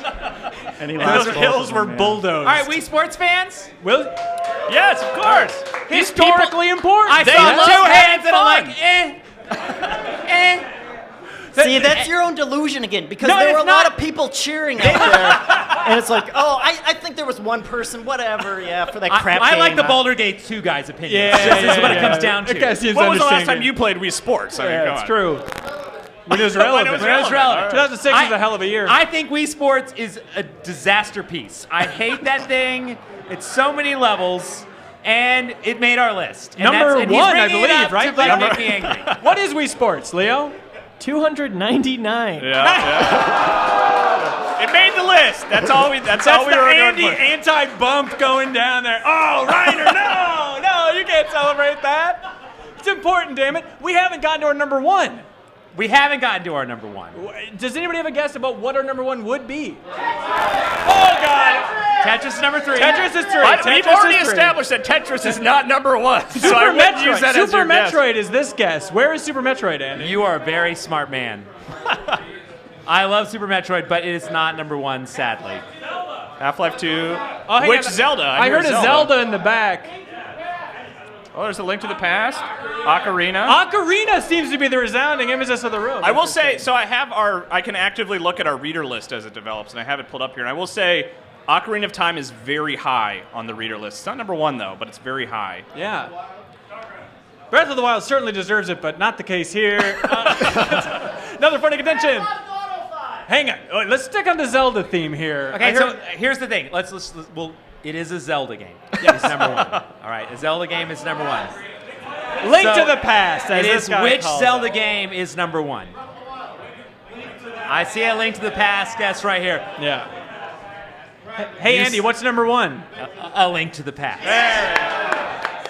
Why is it number one, Andy? I have a hard time with this because I personally, like Zelda was a thing like unlike any other, the original Legend of Zelda on NES. I know it's bad. I know the like forest thing is kind of confusing, and I know people think the combat is bad. But that game to me is it's like the first Rolling Stones album kind of thing. Like it is legendary. Led Zeppelin 1. I mean, it's like one of those things that like it doesn't get worse because technology gets better. But A Link to the Past is the best like version. You know, I love this. Yeah, it's awesome. You go to a Dark World. It's the first one to have bottles.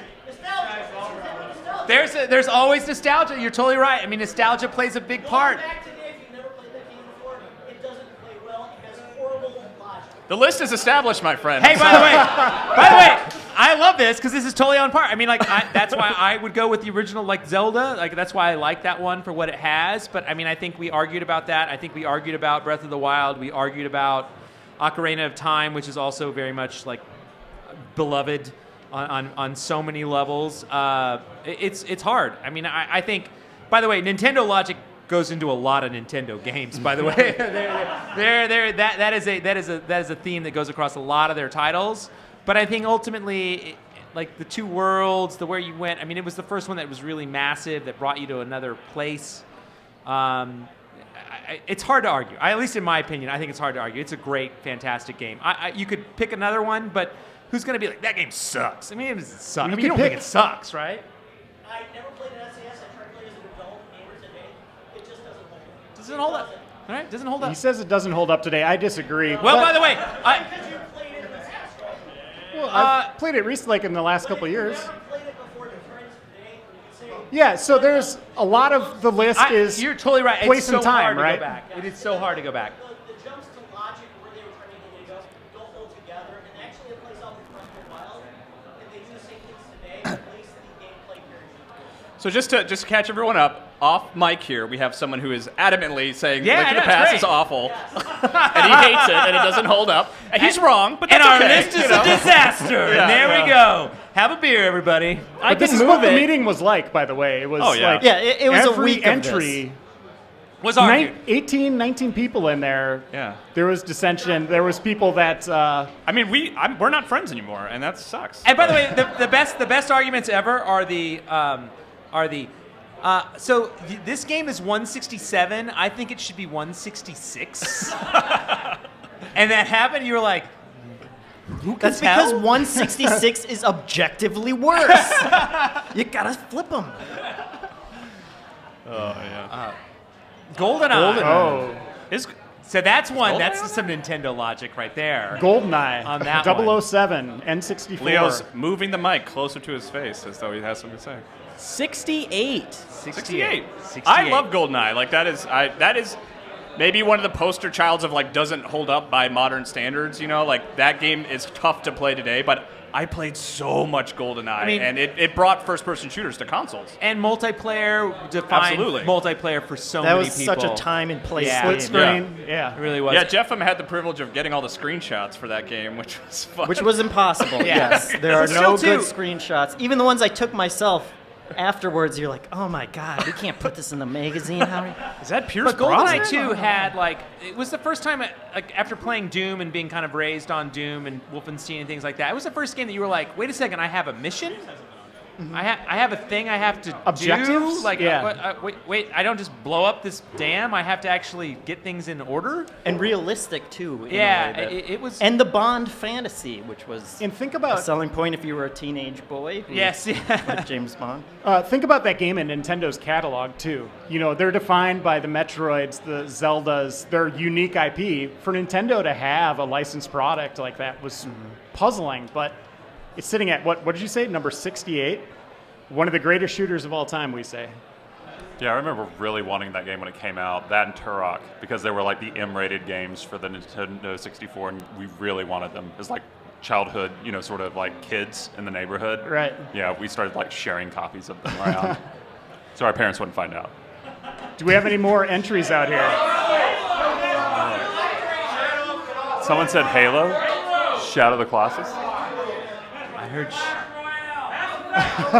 Clash Royale did not make the list. Clash Royale would make the list. But I play it every day. I play it every day too. I heard Shadow of the Colossus. Yeah, Shadow of the Colossus is on there. You are correct. Yes, Shadow of the Colossus. Leo is looking it up right now. It's at number 83. 83. I mean, that's pretty high for that It game. always sounds so bad when you say the number. I know, and then it does. when you look at the list, it's like, Yeah, then when you see everything that's ahead of it, when you see what's next to it, you're makes going to go sense. like, oh, wow, right? Like that's... No, it's a super important game and an amazing product. I mean, those guys worked on those games forever, but they really did... their first game, Eco, for me, I think I told Reiner at work the next day, I was like, I cried like a baby at the end of that game. It got me, and it's not even that clever, but it worked. Well, he was actually crying in the office as he reviewed that game. It was a strange day. I really like Did you get the video? stuff that New Weda and those guys have done. I think they're impressive, and Shadow of the Colossus. Like, at the end of that game, when you kill the Colossus, you're like, I don't know if I'm supposed to be doing this. Yeah, you're like, I am the bad person in this game, and I think it's very relevant, and I think it shows that games. I mean, that's the most important thing. When games make you look at yourself, or make you reflect on who you are, or even like what you are, or like what you did. Like, you know what I mean? Like, I think that's when they're the most powerful. So, and there's nothing else like that game, right? Like, they make definitive experiences that are unlike anything out there. Yeah.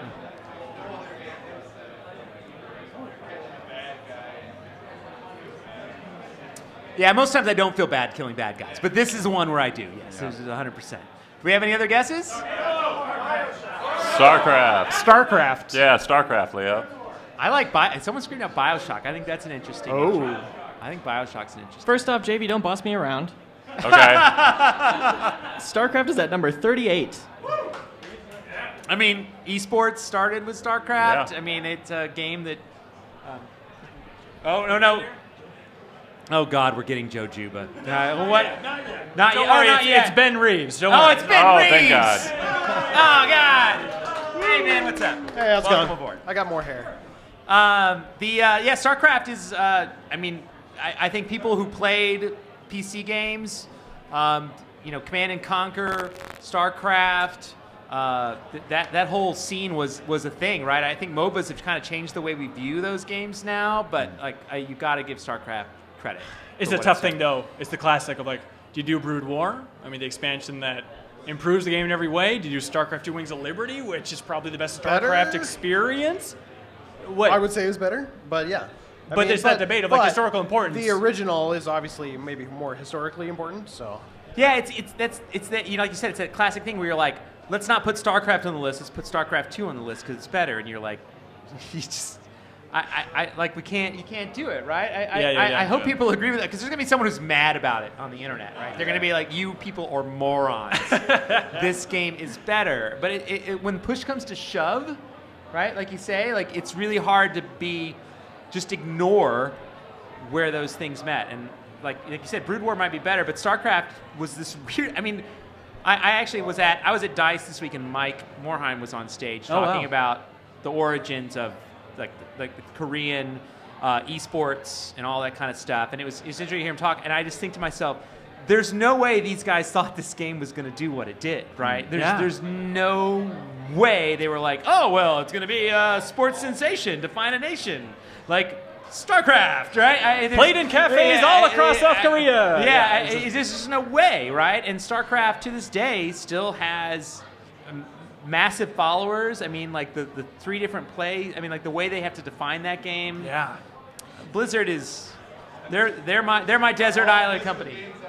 Are all Blizzard games on the list? That is a good great question. question. And one that came up in the during the event. Which one do you want to know specifically? We can ask about it. Okay, Overwatch is an easy recent one. Leo, where's Overwatch on this list? Number 23. Wow. We got a holy S from the crowd there at Overwatch at 23. I can say definitively they're not because of things like Blackthorn and the Lost Vikings are not on the list. Rock and Roll Racing, old school Blizzard games that are not there when they were exploring that kind of way. But a lot of the modern Blizzard games are on there. It's hard Diablo to ignore. 1 maybe didn't get got kind of the shaft. Well, Diablo's tricky, right? Are you guys Diablo 2 or 3 fans more so at this point? 2. We got a 2? Yeah. 2, 3. I think science is in. 2s and 3s. 2s and 3s. Both of those on the list, though. Yeah, Yeah, they they're both really on the did. list. Yeah, they're both Yeah, on it the was list. definitely They're that both on tough the list. decision. Hearthstone, Andy, do you remember? Did Hearthstone make it?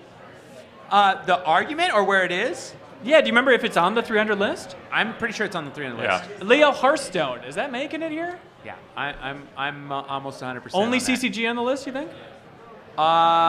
It might be the only CCG on the list.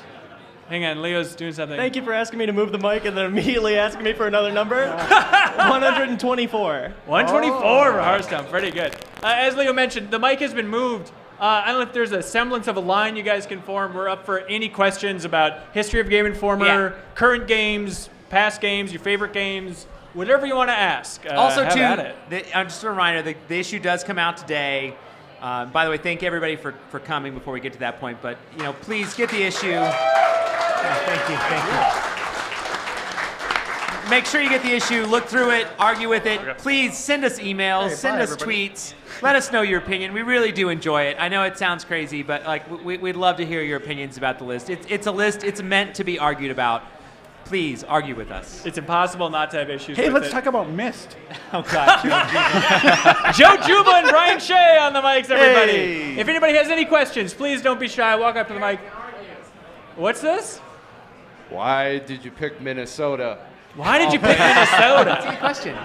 State number 1. Well, for the lovely weather. Duh. Minnesota picked us, I think. It started here. There's actually out there, I don't know if he's still here, but he came out. The guy who hired me was here today, which was pretty amazing. Kevin Conley. He hired me at Funko Land number 1. Funko was here. They decided to make a magazine. They asked me if I wanted to work on the magazine, and I wasn't going to say no. And so it started here. And there was actually a time when one of the various bosses I had over the years said, hey, do you guys want to move to San Francisco? And this is weird, and I know it sounds weird kind of now, but at the time, a lot of great game reviewers were moving on. They quit being game reviewers because they needed to have a family. They wanted to have a home, and you couldn't make enough money being a game reviewer, and they would quit. And I knew them from EGM. I knew them from GamePro. I knew a lot of people that had to quit being game reviewers. And one, that was a loss of amazing knowledge. I make fun of Joe Juba, but Joe Juba knows a lot of crap, right? And it's important that I have Joe Juba around, right? A good example is he did the God of War, the new God of War on PS4 cover story trip. Oh, yeah. And then on the cover story trip, he's like, yeah, I wrote a feature on the first God of War visiting the studio in 2004. It's like, what the hell? Who else Yeah, it's has amazing. that? Yeah. And so it's important that we have those people. And so when they were like, you can move to San Francisco, and San Francisco's expensive, and it's kind of in the mess, and I said, I want to stay here and try to give people careers and give them a life where they can be a game reviewer. It was a joke. I wanted people to have that as a job. And yeah, exactly. I think it's super important. And so we stayed here because they could live and have a life and be a game reviewer and do their job and get good at it and make our magazine better. And so that's why Minnesota. Yeah, any other questions? Jump on in. Yeah, I was just wondering. I was just informed Beyond Good and Evil was not on the list. Ooh, interesting. Interesting. And we're back to the list. Yeah. It's my personal favorite game. And I was just number wondering- one game. The weird thing, I remember this specifically, Beyond Good and Evil was number 200 on the last list Correct. of 200. That was our make you think. It 200. slid down, yeah. And this is the case, I don't want to speak for you guys, of shifting staff. I don't think anyone was standing up in the meeting saying, I will jump out this third story window if Beyond Good and Evil is not on this list. But I would ask you a question. Beyond Good and Evil is 9 years ago? More than Yeah, that? at least 10. At least 10, I think. Oh, man, no, it's like almost 15 years ago. 2003? No, really? Uh-huh. Oh my God. So yes, has there not been 100 better games than Beyond Good and Evil? Interesting. Since 2003 or whatever? See, I think the story still applies today with the way it handles. The story is very good. Yeah. It's a very interesting, and I'm so excited for Beyond Good and Evil 2. And I was a fan of the original. The photography stuff you could do in the game. There's a lot of interesting things and perspectives on that game. And also, too, it's one of those weird things that, like, Ubisoft makes games that you're just like, who made this? Yeah. Like, you know what I mean? Like, if they're just total, like, they're out of the blue and you don't expect them. And that game was unexpected, and I think that was the joy I found in it. But I think it has flaws that ultimately, like, keep it from being, like, top 300. But, I mean, I can't be more excited for Beyond Good and Evil 2, though. I don't know if it ever comes out. But, like, I am excited for it. I would love to see them explore that world more. It was a fascinating, amazing world. I mean, I talked to a pig person out of the blue, right? You know, I mean, like, it was great. I loved it. But I think it was hard to argue why it should be in with how many great games have happened since Beyond Good and Evil. You should see all the pig people games that he was advocating for, you know. It's overflowing. Yeah. If you want an example of the flaws, you can watch a super replay of Beyond Good and Evil, where Reiner might have exemplified one or two along the way. That's if he's true. in the That's room or true. not. Yeah. It's a good to plug time. our replay show, yes. Watch it every Saturday. Yeah. Thanks a lot for the question, man. Yeah. No, thank you. Next one. Yeah, so one of my favorite genres in general is RPG. Yeah. And I mean, it's such an immersive game genre in general. And it's generally a single player experience. But how do you go about actually taking such what can be very complex games and rating them on their multitude of different, availabilities? I mean, the variety of such games. You have from Skyrim or just an Elder Scrolls open world giant game to something that might not be maybe as complex. How do you guys even go about starting that process? So just like assigning a number to something from Skyrim to Undertale, like that? Right, yeah, exactly. Okay. I mean, how do you start that? This is our reviews editor, Joe Chuba. Hey! So, it's really tricky, and I think part of it, like with any game, what the goal that you're trying to do in a review is sort of like give your analysis or impression of the experience that you had as an individual, right? Yeah. And for some games, like we just reviewed Florence on iOS, which is like a 30-minute like story-focused game. Yeah, from the last podcast. Which I loved. Yeah. And like and that is a super interesting game that there's a lot of interesting stuff to say about it that does not have those kinds of like systems to delve into. I think you're right that a game like Skyrim or RPGs in general are definitely more complex than that. Yeah. But I think when you're done playing it, your goal is ultimately just to talk about like I said, the impression or your experience with it. So in a review, it's not necessarily your responsibility to like dig into talking about specifically your complaints about like how weapon crafting and resource management works or something. I mean, like, unless it detracts from the game, right? Right. That's that perfect Like a balance lockpicking you're looking minigame. for. Yeah. Yeah. So That's like the debate. the way that I talk about it to like our staff members and interns and people when it comes up is the idea of like thinking about your experience of a game is like almost like a scale, right? And there's the good and the bad, and you wanna suss out what the heaviest things are on either side of that scale. So with something like an RPG, you're going to have a lot more things on the scales, and some of the smaller things might not make it into a one-page review. Yeah. You have to prioritize what you talk about. But I'm just throwing like you'd go crazy trying to compare Elder Scrolls to Florence, right? Yeah, you would literally go like you cannot. There's impossible. no version of that you can do, right? I think that's ultimately your question, and I think what Joe's talking about is that you have to take what you know about games, right? That's what when I talk about why we're in Minnesota, right? Every reviewer has to take their experience and apply it to the experience that they play. Right? And everyone has a different experience. And everyone has a different series of knowledge that they know about games and how they do it. And you just have to take that your own personal blueprint and put it against what you play, right? And come away with the way it makes you feel, right? And then you do like just says like you're trying to rationalize it with like, oh, I can't believe these missiles are so hard to collect, right? And those type things.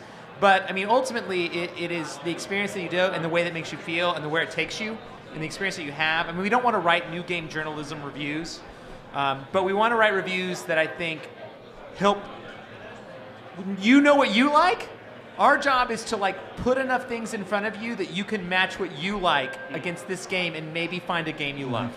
Sure. Right? It is really ultimately like, I'm going to tell you what I love about this, what impresses me about this game, and hopefully you'll see something in that reflects back on who you are as a gamer, and that you can find. Like you're like, I want to try that, right? Like I want to play that game. You know, I mean, that's really ultimately. I know it's very existential at that point, but it really is like. And bottom line is like whether it's a complex or a simple experience, you can still walk away from it with a very powerful impression. Right. Exactly. So, Thank you, Joe. Mm-hmm. Right on. Thanks so much, man. Yeah, thanks for the Next question. Here we go. Hey, long-time listener, first-time caller. I just wanted to say, first of all, thanks for having this. I flew all the way from Boston to be here, so. Wow! Yeah, Right. so super pumped that you guys are doing this. My question is, what is the thing that makes you most excited about the industry today of like video games as a whole? That's broad-reaching, I know. Wow. No, that's good. Where do I even Shay? start with that? Yeah, Shay, you haven't said anything Yeah, yet. Shay, let's I hear it. haven't said anything. Nothing. Probably just like the risks that all these like developers that I've grown up with, like Nintendo, for example, is a great example, or a great example with Breath of the Wild. They took a lot of risks with that, like changing up a franchise like Zelda in the way they did with Breath of the Wild was like that's a huge risk. People could have and did hate that game. Like I'm sitting next to two of them. Though breakable weapons are a bad idea. Well, look. But yeah, like I like that developers are kind of starting to stray away from like the safe zone that they've had their whole existence, and they're really taking those risks to like leap forward. And I mean, I'm a big Nintendo fan. It's not really a secret if you follow me on Twitter or anything, but like I really like when developers do that, and I think we're seeing that more and more. And even, beyond that, and kind of tying into it, I guess, a little bit, is just, it's still amazing that in 2018, there's this medium where a developer will describe the new game, you see a trailer, and your mind will just be trying to wrap itself around it. Like, when's the last time, there are impressive films out there, no doubt, but when's the last time you saw a film where it's like, this is something entirely new. I cannot imagine what I'm looking at here. And I feel like that happens at least every 4 months in the game space. I mean, it's weird to give this game so much praise, I guess, but Florence is a recent example of like emotional WarioWare. Hell yes, this is what I want from games, and I had no idea that I wanted it, and just to have that constant rotation of new experiences, I don't think any other medium gives it at this rate. Yeah, I mean, I think the thing I would say is that the thing I love about games, and I mentioned this to a guy I was talking earlier, is that there's so many smart people in games that we're very blessed and lucky to get a chance to meet as game journalists and things like that. And the thing is that they're literally learning. They're still learning. They haven't perfected their craft. There is no perfect game. There is no perfect anything. But to watch these people reach and try to see what they can do and what they can make, and then get a chance to play their dream. And for a lot of these guys, they work so hard and to make what they're going to do, and then to get a chance to experience. And sometimes it disappoints, and sometimes it blows my mind. And that's what I'm looking for, is that next game that literally blows my mind. Speaking of dreams, Abbie, Heppe, from Media Molecule, by the way. That was a great intro. That you just don't see, right? That you don't see where it's going. And I think that's one of those things that amazes me. And Abbie, who is actually, I should introduce Abbie. Abbie used to be a journalist a long, long time ago. Tips and Tricks, right? Was the I started in print too. Yeah, Wow. everybody remembers Tips and Tricks. Tips and Tricks fans out there, all right. The joy of writing strategy guides. And It makes Abbie- you really love games. It doesn't. Abbie, at one point, you will notice her voice from our Prepare for Titanfall. Stand by. Stand by. God damn it, I Stand screw it by up all for the time. Titanfall. She is the voice of Titanfall in that regard, for Titanfall 1, and that she's now at Media Molecule and working on Dreams, which is a game that is, if you haven't watched what they showed at PSX this year, you should go back Where would you even go see that? Do you have that on? Yeah, so we just did a really cool live stream with Kareem, our art director, who's showing just world building in the game. We have another one that we're going to be doing around GDC that's going to show a lot of the logic and animation. And we have a bunch of demos of music and design from PSX that are totally worth checking out. If you want to see us go off the rails on a live stream, yeah. And they do go off the rails, by the way. By the way, if you don't know who Media Molecule is, they made Little Big Planet. Do you guys remember Little Big Planet, right? Like we were Where is that on the list, Andy? It is on the list. It is on the list. I was waiting for you to. I thought you'd say that. What number is it? Leo, what number is it? 266. She's gonna be mad at me now. Hey, it beat out Beyond Good and Evil. My question really, though, was like, what game, either the inclusion or exclusion, made Andy Mack the angriest? Oh. I can field that. Yeah, he can. Thank you. So back in the 200 issue celebration, I fought tooth and nail to get missed on that list and failed. Yeah. And so this time on 300, different staff, I feel like I campaigned more successfully, and I got missed on that list. Though Andy, I love Myst. I'm with you. See, all right. And I'm so angry that Joe won too. By the way, it's not just Myst; it's Joe won. God damn. You also That had makes me another very 100 happy, games to thank work you. with. Yeah. Oh God. Yeah. Hey, Leo, can you look up where Myst landed on this list? Yeah, by we the already way? did. It's $2.99. Oh, okay. No, Yeah, that's Wii Sports. That's Wii Sports. It's maybe 291, I want to say. Yeah, it's way there down we go, there. yeah. Yeah. That's But fair. it's on there, and Andy, at every possible opportunity, whenever anyone would bring up another game that, like, oh, this isn't on the list, should we find a spot for it? Well, we could always take off Myst. So, By the way, I knew I pushed it too far because there was a point where the whole room just looked at me and just went, no, stop. And I gave up at that point. But to be fair, to go back to Dreams, if you haven't watched this, the game is you made a custom game that you play. Right, Yeah. but more there's like a important- full story that you play through. It's really cool, and the goal of the studio was really to show sort of the breadth of what you can do in Dreams. So we have a really cool sort of fantasy adventure. We have a sci-fi section. We have this really neat noir point and click. All very different art styles, all very different gameplay types.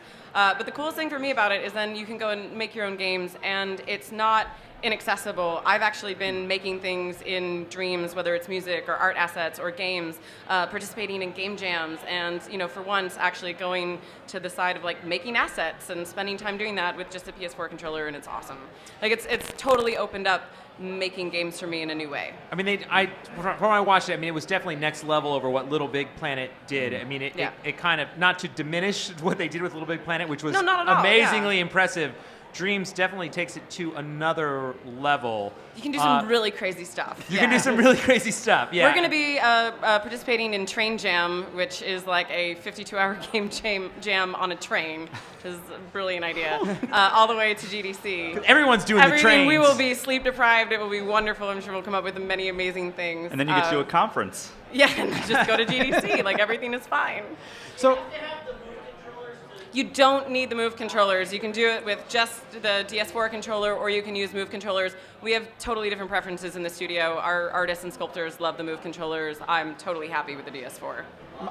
My question on that, so like I really enjoyed Little Big Planet's creation suite. I know some people who were excited about it pre-release, and then when it came out, it was a little more complicated than they were expecting. Yeah. Like, what can you say about the level of complexity in terms of the that I stuff on was Dreams? one of those people who Yeah. was like, this is probably above mine. Like, this is adorable, and I love it, and I want to play it, but like, I wasn't able to engage with the tools as much. I've been making things in Dreams, which is really, for me, very exciting. We just brought a community manager on board, and in like a week, he's making assets for our social channels, which you can go see. Oh, wow. And like, that's super exciting. I think, and I think that the cool thing with Dreams is like there's different tiers. So like there's like your tier 1, tier 2, like this is fairly straightforward, simple, anybody can do this. Animating is as easy as moving the controller. And then if you really want to get into every little tweak and detail and fine point of it, you can also do that, which is a level that like a smaller amount of people will engage with. But it gives you a huge range of things that you can create. And you can create really good looking stuff without having to know like all of that in-depth stuff, Yeah. which is awesome. I mean, I think there's definitely a curve I saw from like watching Alex, I mean, obviously watching the programmer like play the game is one level, but I mean, they were throwing things up at amazingly fast levels, like just kind of throwing things out and being like what sticks and able to create like an Unreal Engine that would be like, hey, I need to like build a whole thing of like, I want to jump from platform to platform. They were literally like, okay, I made a path, I stopped, I put the other path over here. You can run on it. You can, you want to make it move here. You can make it move. The tools are really impressive, and also too, on top of that, the sound tools. Like when you start to like go into like what you could do the next level of like sound tools and things like that. I mean, they literally do make Little Big Planet look kind of Atari. I mean this in the best way. Dreams really is. I mean, that's what you should want, right? Like, you should want every iteration of a game that a studio does, every sort of next, it's like the next play, create, share thing. You should want every version of that to be that much better and awesome and exciting. And, like, that's what Dreams is to me, And, I mean, how long was Media Molecule been working on this game? 7 or so years. It's a long time. Yeah, it's been a long time. But I mean, that's not unrealistic for modern games. I mean, a lot of the times you don't see what studios are doing in the background because they're doing something else at the same time, and it's sort of like layering game on game, and it's just how long it takes. Yeah, it does. It really does. It's amazing how dedicated that team has been to making.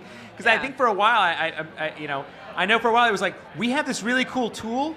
We don't know what game it is yet, right? For a while with you guys, and I think that's kind of an amazing as you find what you can do within that space. A lot of it now has been like the game, like really coming online and us showing also what we can do in it. So it's super exciting. Yeah, we're gonna have like tons more info about it this year. There's gonna be lots of awesome stuff and like upcoming betas and cool things. So. Yeah, you'll get to see way more of it. I really can't recommend enough to go watch the demos from PSX or the upcoming train experience. If you watch the most recent stream, like our art director seriously starts with like just a block, and by the end of it, he's got this entirely like crazy architectural like house and trees and whole world, and you're just sitting there, and it's like watching Bob Ross. Sorry, we had It's like watching Bob Ross, where you're like, I just want to fall asleep, like watching this for hours. It's great. I definitely walk away from it feeling a little bit like, man, I am the worst artist of all time. I never feel like I can do it. I really am. I really am. That's why we have like stamping and easy ways for you to do things in Dreams. Like, you can just play a drum kit and you can just bang on things in the office. It'll be great. They found that I'm worthless in other areas of the world, Joe. Weird. Choosing best games. I'm just kidding. Where is Bubble Bobble? That's a great question. Oh, that's a great question. I love that everyone has questions. I have a list, actually, of like 15 games I've been marking down over the course of this. Bubble Bobble. Do people here know what Bubble Bobble is? Yeah. I love you all, by the way, because Bubble Bobble is an amazing, amazing game. When we tell you the number, you're gonna be like, meh. But it is. You really built that up to disappoint us, Andy. 259. So that's slightly above Little Big Planet? I mean, you liked Bubble Bobble.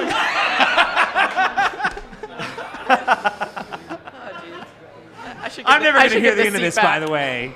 Brian Shea, we love you. We have some old timers that want to get on the mic. You up for that, Andy? Oh yeah, let's have some old timers on the. Let's have some old timers on the mic. Thank you for having me. Thanks, Abbie.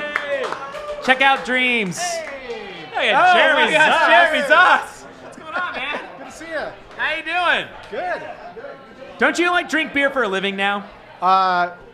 Part-time. Yeah. I do some. My name's Jeremy Zoss. I was an editor from 2003 to 2006. 2003, 2006. Yeah. All right. Peak years. Yes. Wonderful Peak years. We got Everybody talks about those years a lot. Yeah. We got to see some of our covers from that area. Adam and I just a few minutes ago go by on the monitor. So we're like, Joe did that cover, I did that cover, Adam did that cover. I've been here a long time, and both Jeremy and Adam were at Game Informer before I started. Yeah. So there's some context. There we go. And this is Adam Beeson, our former PC editor, coming back. There we go, Adam. Hey, Adam, what's up? Oh, I am very glad to be here. It has been a minute. I know. It's like it kind of come. I said to Adam earlier, I was like, hey, we're at 300. You did a lot of these. You were there, and we forget that there's the current team, but we've had a lot of great, amazing people, all a part of either Game Informer staff, Game Informer intern program. I see Josh, our intern over there, who's amazing. Just a lot of great people have come through Game Informers. I think that's always to you guys. Good to have you back. Yeah, thank you. Absolutely. Good place to shout out production as well, who worked their ass off for the 300. Yes, they did. Yeah, that's true. very Yeah, they are also here, by the way. You're the weird opportunity to meet Curtis, Margaret, I haven't seen Sam yet. I mean, like the whole there's Jen's there's here, yeah. Jen's Jen's here. here. I mean, like we got the Everybody's whole there. crew is Yeah, out yeah, here. yeah. Like the people, the magic makers that make us hit deadline. Yeah. Are here. We got another question for the community. Maybe some old timers can answer it here. Hopefully, it's historical focused. Not that you're not cutting edge as hell at it in every way. Yeah, you've never taken my email, so I had Oh, to no. come here. So Look, we get a lot of emails to podcastinginformer.com. I'm sorry. I'm sure it's great. I'm sure it's No, great. fine. So I hope you guys do things like this in the future because this is awesome. And obviously, lots of people are happy that you're doing this. But I'm kind of curious what you would say your biggest regret on cover story choice was. Azaric, Rise of Parathia came up earlier. I don't know if you saw that. It's on this. I was like, who put that on this reel? I am. That was a legend when I was working for you. And by the way, I worked on that. That was one. Yeah, it happens. I mean, there's a funny thing that happens when you make magazines. Eventually, you have to publish one, and things go wrong, and they can go horribly wrong, right? Like we work with a lot of people, and it's hard. I know it sounds like I'm whining, and I don't want to sound that way, but making magazines is harder than it seems. Literally in 2003, when I was hired, against my better judgment, Azaric was already a legend. Yes, it was already a legend at that point. And you were like, don't talk about Azaric. I don't want to know. I still get mad about the Star Trek cover we did. I fought against that in a lot of ways. The first image they sent over for that cover story, for that cover image, lives on in my memory. Yeah, I might have been swearing a lot from my office that day. But I mean, it's like anything. Same thing like I say about reviews. Like sometimes I don't get to put what I want on the cover. Though it's kind of funny because Metroid and World of Warcraft are on those covers. But it's like you have to make concessions and go with what people love. I mean, Miller's a big Star Trek fan. Reiner's a big Star Trek fan. They were like, hey, let's do this. I make fun of them now. But we try to take chances. And when you take chances with covers, you're going to miss every once in a while. And that's all right, right? But I think we hit more than we miss. And that's what we kind of go for. But, I mean, the consumer tells me what, you guys are in charge. I mean, I know it sounds crazy, but literally, if you guys think we suck, tell us. If we did something wrong, tell us. Because we want to try to give you guys what you want, which is interesting information about games and hopefully expand your gaming repertoire, right? And at the time we thought Azaric was going to be interesting, it just wasn't. I do remember pretty clearly that nobody wanted to do that Fantastic Four cover. Oh, man. That one. That was like our third choice. Working with Marvel can always be. I'm Matthew Cotto, by the way. Everybody, Working with Marvel on several occasions has been tough for Andy. Andy's door's closed. You hear a loud voice coming on the other side of it. He's on the other end of the phone with somebody, and sometimes it's not great. But I mean, you work very hard to get those deals. We try. Come We together. do try to get cool deals and show cool games on the cover. And the thing is too is when we look at games early, you think that they. I mean, we do walk once where we're like, this looks like a cool game, but we don't believe that they can execute the idea. And other times we believe they can execute the idea and they can't execute the idea. Right? The games don't work out. But I think you never know. But it's fun to take a chance. One of my favorite stories ever is I went to, I believe it was Warner Brothers. I think I went and I sat in this meeting. They were like, we want to show you a new game. And I met my friend I would call him a friend now. My friend Pete Wannett, and he started swearing up a storm about this game he was working on. It was Chronicles of Riddick. Yeah. And they showed me this game, and I was like, wow, this is cool. And it was like Starbreeze was this developer that no one had ever heard of. And I was like, I think these guys can make a cool game. And the whole pitch was unbelievable. And it was hilarious because it had this Hollywood moment of there was someone whose job was to just write down everything we said and kind of critique it. So it was weird in this whole surreal sense. But we went through it because it had Riddick and it involved the whole Vin Diesel entourage. But we took a chance and we did it. And I think Chronicles of Riddick is an amazing game. I think it's something that showed up and changed the way a lot of games were made. It was the first chance of a lot of technology. It's Leah, where is it on the list? It was one of those things that we took a chance on. So it's always like sometimes you hit, sometimes you miss, but I think it's important to take a swing. I remember when that happened and Jeremy came back from Sweden like the freaking Kool-Aid man, just busting through the wall. He was so on board. He was so like, no, you guys, and we were all like, okay, this is like this like B-level sci-fi franchise. Like, all right, whatever. Because video games were not lacking in B-level sci-fi franchises, right? Yep. But Jeremy was like, no, this is for real. This game is legit. game. Yeah, it's legit. Yeah. That was my first cover story. I think I'd only been with the magazine a few months at that point. And I still don't know why you chose me to go do that. I'm glad you did. But I went to Sweden, I saw Chronicles of Riddick, and I was like, this game is awesome. Like, we were right to choose this, and this is going to be a big deal. And it was. I think it was too. Yeah. I think it was too. I mean, Starbreeze, certainly the founders of Starbreeze. $2.94. Just barely made the list.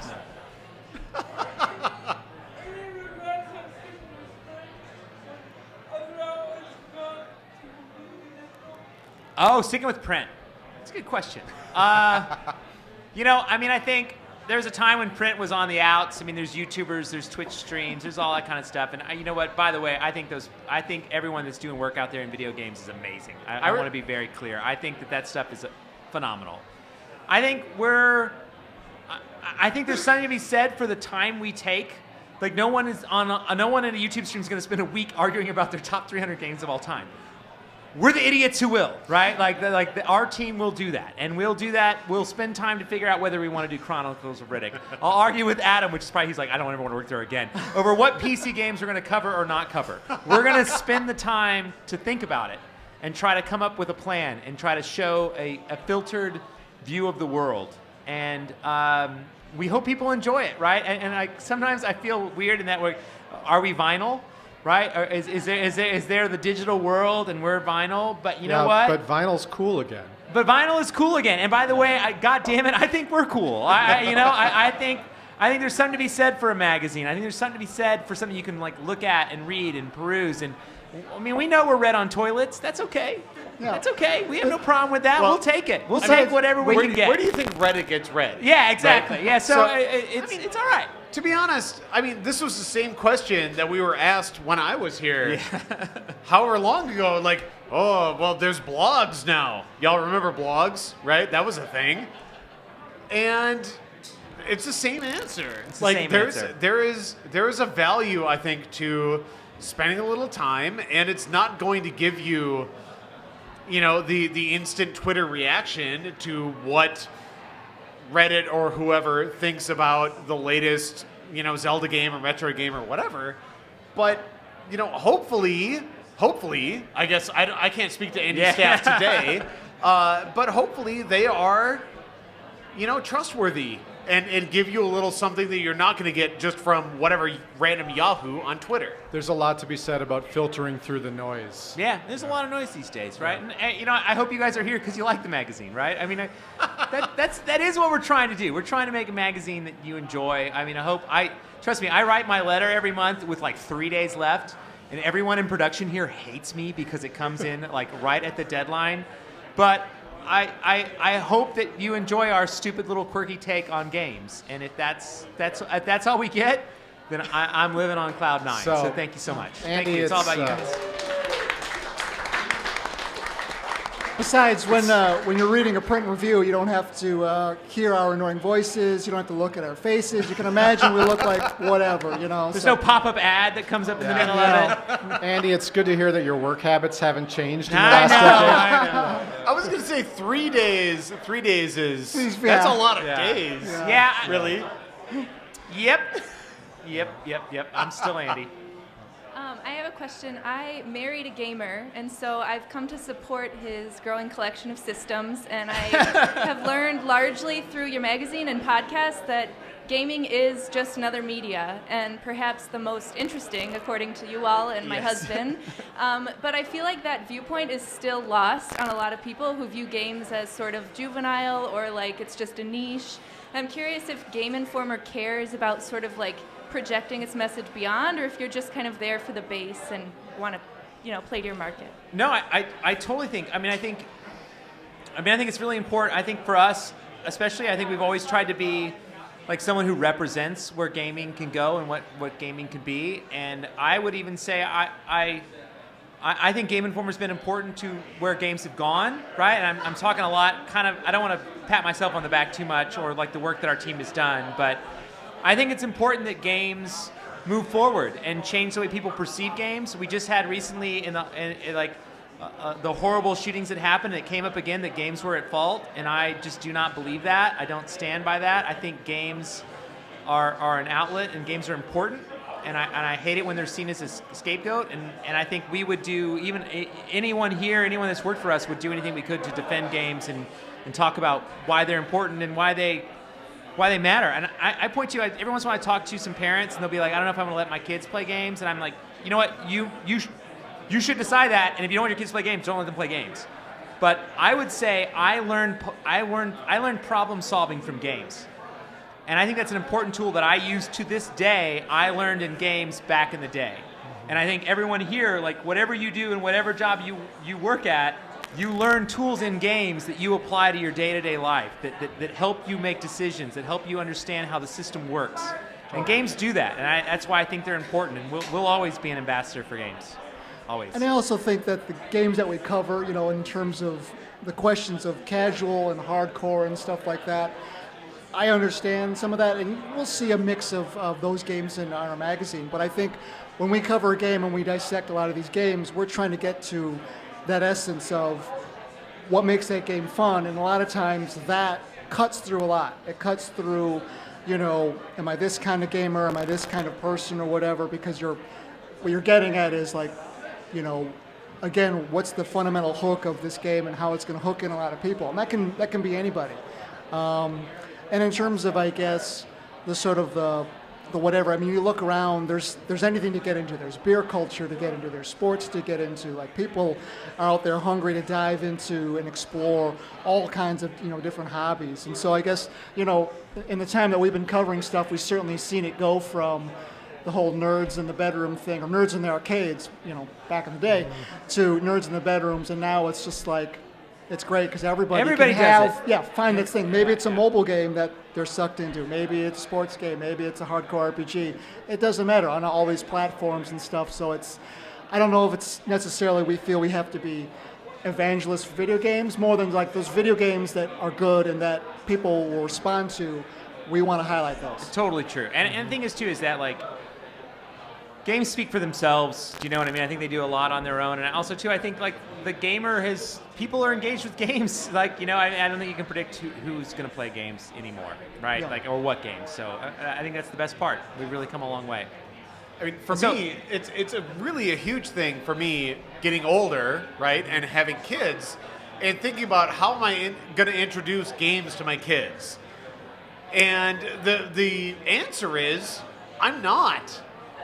They're going to get games introduced to them. Yeah, no matter right? what. Yeah. So no matter what, and it's just being a responsible person and being a responsible adult and teaching them the ways that they can interact with these things in a positive way, I guess. Overall. So, hey, we are over our time limit. Do you want us to continue? Because we will. Questions. Or do you want us to be like, go away, we want to go have beers and hang out? So it's up to you. You are making the call right now. Stay or go. What do you want? Stay. All right. Stay we will. Stay we will. Right. Next question. Next question. We got a rotating panel here. Yep. Thank you, Jeremy. Thank you, Adam. Thanks, guys. Appreciate your time, good to see you guys. Thank you. Absolutely. See you. Thanks, I'm thrilled you're here. Big part of it. All right. Oh my God, Brian Vore. It's good to see you, man. Former editor, digital editor, Brian Vore, now at 2K. Welcome, sir. Hey, how's it going, guys? Real good. Thanks for coming. And Serial's cool too. Sure, that's a way to introduce me. Hey, next question. Have at it. Get on that mic. So I got a question that's like actually about Game Informer, but is Panzer Dragoon Saga on the list? Oh wow! Ooh. Ben Reeves should be here for this. Yeah, he should. This was a last-second argument. This was one that came to the wire at the end when you get in that last 20, 30. When you're like, is this in or this out? One of those well-timed defenses of like, now's the time now is to the bring time. up Panzer Dragoon. I would say without a doubt, we understand and respect the influence of Panzer Dragoon. Is that like a nice way of saying no? Hold on, Leo is the holder of the answers because he has the list. Leo's so powerful right now. Leo, 227. Hey! As I was going to get to, you guys totally thought I was shooting him down, but it's a tough one because I think that there's a lot of people that haven't played that game. It's really limited in how many people can access that game. It's actually one of those ones that we discussed because I just bought it on eBay. Yeah. It's sitting in a box like I'm playing it probably tonight. But the people that have played it is adored, right? And it's looked upon even greater than Panzer Dragoon, which it's based on, right? The shooter game that it comes from. So Ben Reeves is the champion at the office who fought very hard for that. He never stops talking about it. He never stops talking So about thank Ben Reeves if you see him out there having a beer. Yeah. He's out there. And then my Game Informer related question is, like Abbie was up here earlier, and I grew up reading tips and tricks. I only learned about Game Informer later in life. And what good magazine, by the way, so that's all right. We forgive you. And what do you think separates Game Informer from your competitors and even your previous competitors that are now defunct? And what do you think keeps that so it's, I mean, you guys got to 300. Yeah, we did. There's so many print magazines that don't get to 300. There are a ton, yes. It's tough because people used to always tell me, they'd be like, Andy, like this game magazine went down, aren't you thrilled? And I'd be like, no. I'm literally, my heart hurts and I'm upset. And they'd be like, why? You're winning. And I'm like, I'm not winning when we're losing magazines, right? I think magazines are important, and I want them all to be there, right? I miss Next Gen, right? I got a good friend. I have multiple friends that were the editor-in-chief of Next Gen, and I love Next Gen. I thought it was a great magazine. I thought, EGM, Game Pro. I know all those guys. I know guys from Electronic Games. Like, I think the world is worse without game magazines in them. I wish there were more. Sometimes we might be a victim of our own success, that we got so big that we literally stole their stories from them to some degree. And for that, I feel kind of bad, but I want to win too. But, it's like, I was never happy about anything going away. So what made Game Informer better? I don't know. I guess we got lucky. We had you. We had readers. You guys supported us. You liked what we did. I don't know. I really couldn't put one thing on it, but I would say I was always upset whenever any magazine went away. Always upset. I think there should be way more game magazines than there are today than just Game Informer. More voices, more people talking about games. I think from my perspective too, the fact that you guys are able to give a shot to a lot of games that maybe a lot of people had kind of not really given a shot to, and like looked at some things that, like the first BioShock or Batman Arkham Asylum or things like that people had kind of maybe seen and been like, I don't know about that. It's not a sure thing. And then you guys kind of gave a shot to, and they really took off from there. I mean, the way you guys kind of see games is very interesting and new. Brian works at 2K now, by the way. He's a part of the 2K team, and I think I do agree with that. I think it comes back to the Chronicles of Riddick. I met, when I saw BioShock for the first time ever, I took a late flight that got delayed to New York. I went into a weird 2K official building that eventually burned down. I think they were hiding something. I don't know. Tell us your secrets, Brad. Flammable objects. But it was an amazing building, and in the middle of the night, I met with Ken Levine to see BioShock for the first time, and it was like.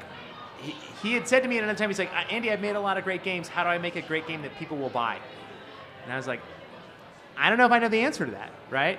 But if you have something cool that you're doing, we'll take a look at it, right? And that's what we did, to Brian's point. We went and we looked at BioShock, and I saw it, and I walked away, and I said, hell yeah, we want to do that. That looks cool. I am 100% in. And we went on to do that. And touche to you for picking that out. We definitely took some chances on some things. Though, looking back, it's like you took a chance on BioShock, whoopee, right? But at the time, it was... Took a chance putting the first free-to-play game on the cover of Fortnite, which then was quiet for years and years, and it seemed like a worse and worse decision, and now it's the greatest decision in the world, apparently, to have that origin story for Fortnite. Yeah, I got a chance to go out to Epic Games and play Fortnite. They invited me out to play it early on when they weren't even they weren't asking for coverage or anything. They just were come out and play with us. And this is what, 2013, 2014? It might be, yeah. And I went and spent some time with the team. I talked to the team about it. I was really interested in what they were doing. It was fun back then. Fortnite was fun then.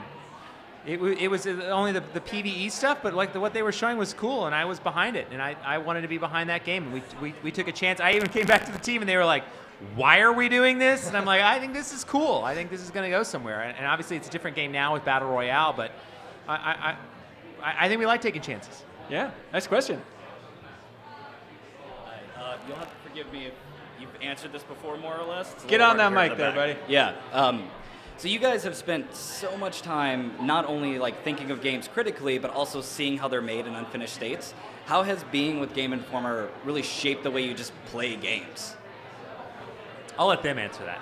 Oh gosh, Suriel, do you have thoughts on this? I feel like as I sort of got into trying to get into this industry, I started playing a lot more games because I felt like they were important.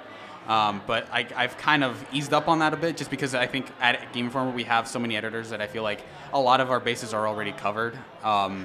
And so like the way I play games is I try to think, you always have like a running sort of note section in the back of your mind of like, that could be an interesting talking point. I don't know when I'll ever bring that up, but if I'm ever on the podcast or if, I have like an opinion about it, I can write about it for the site, but you always sort of keep that notepad in the back of your mind of just here are things that might be interesting to mention about the game at some point. Or in Evernote on your phone, which is a complete godsend. I use the Notes app on my phone. I don't get fancy. All right. Yeah, Evernote's very fancy. But also in a very superficial way, it's like you feel a guilt playing a game outside of the year that it was released because we have like our top 50 meeting and there's this constant annual cycling pressure of like you got to make sure that you have your arguments ready to go by the end of the year to say this is why Nier Automata should be on the list versus not. You know what I mean? And it's like, well, I always want to go back and replay Paper Mario or something, but should I be playing Deep Rock Galactic instead? Like, should I be playing some other game that might better inform the coverage we can communicate to readers about it? So,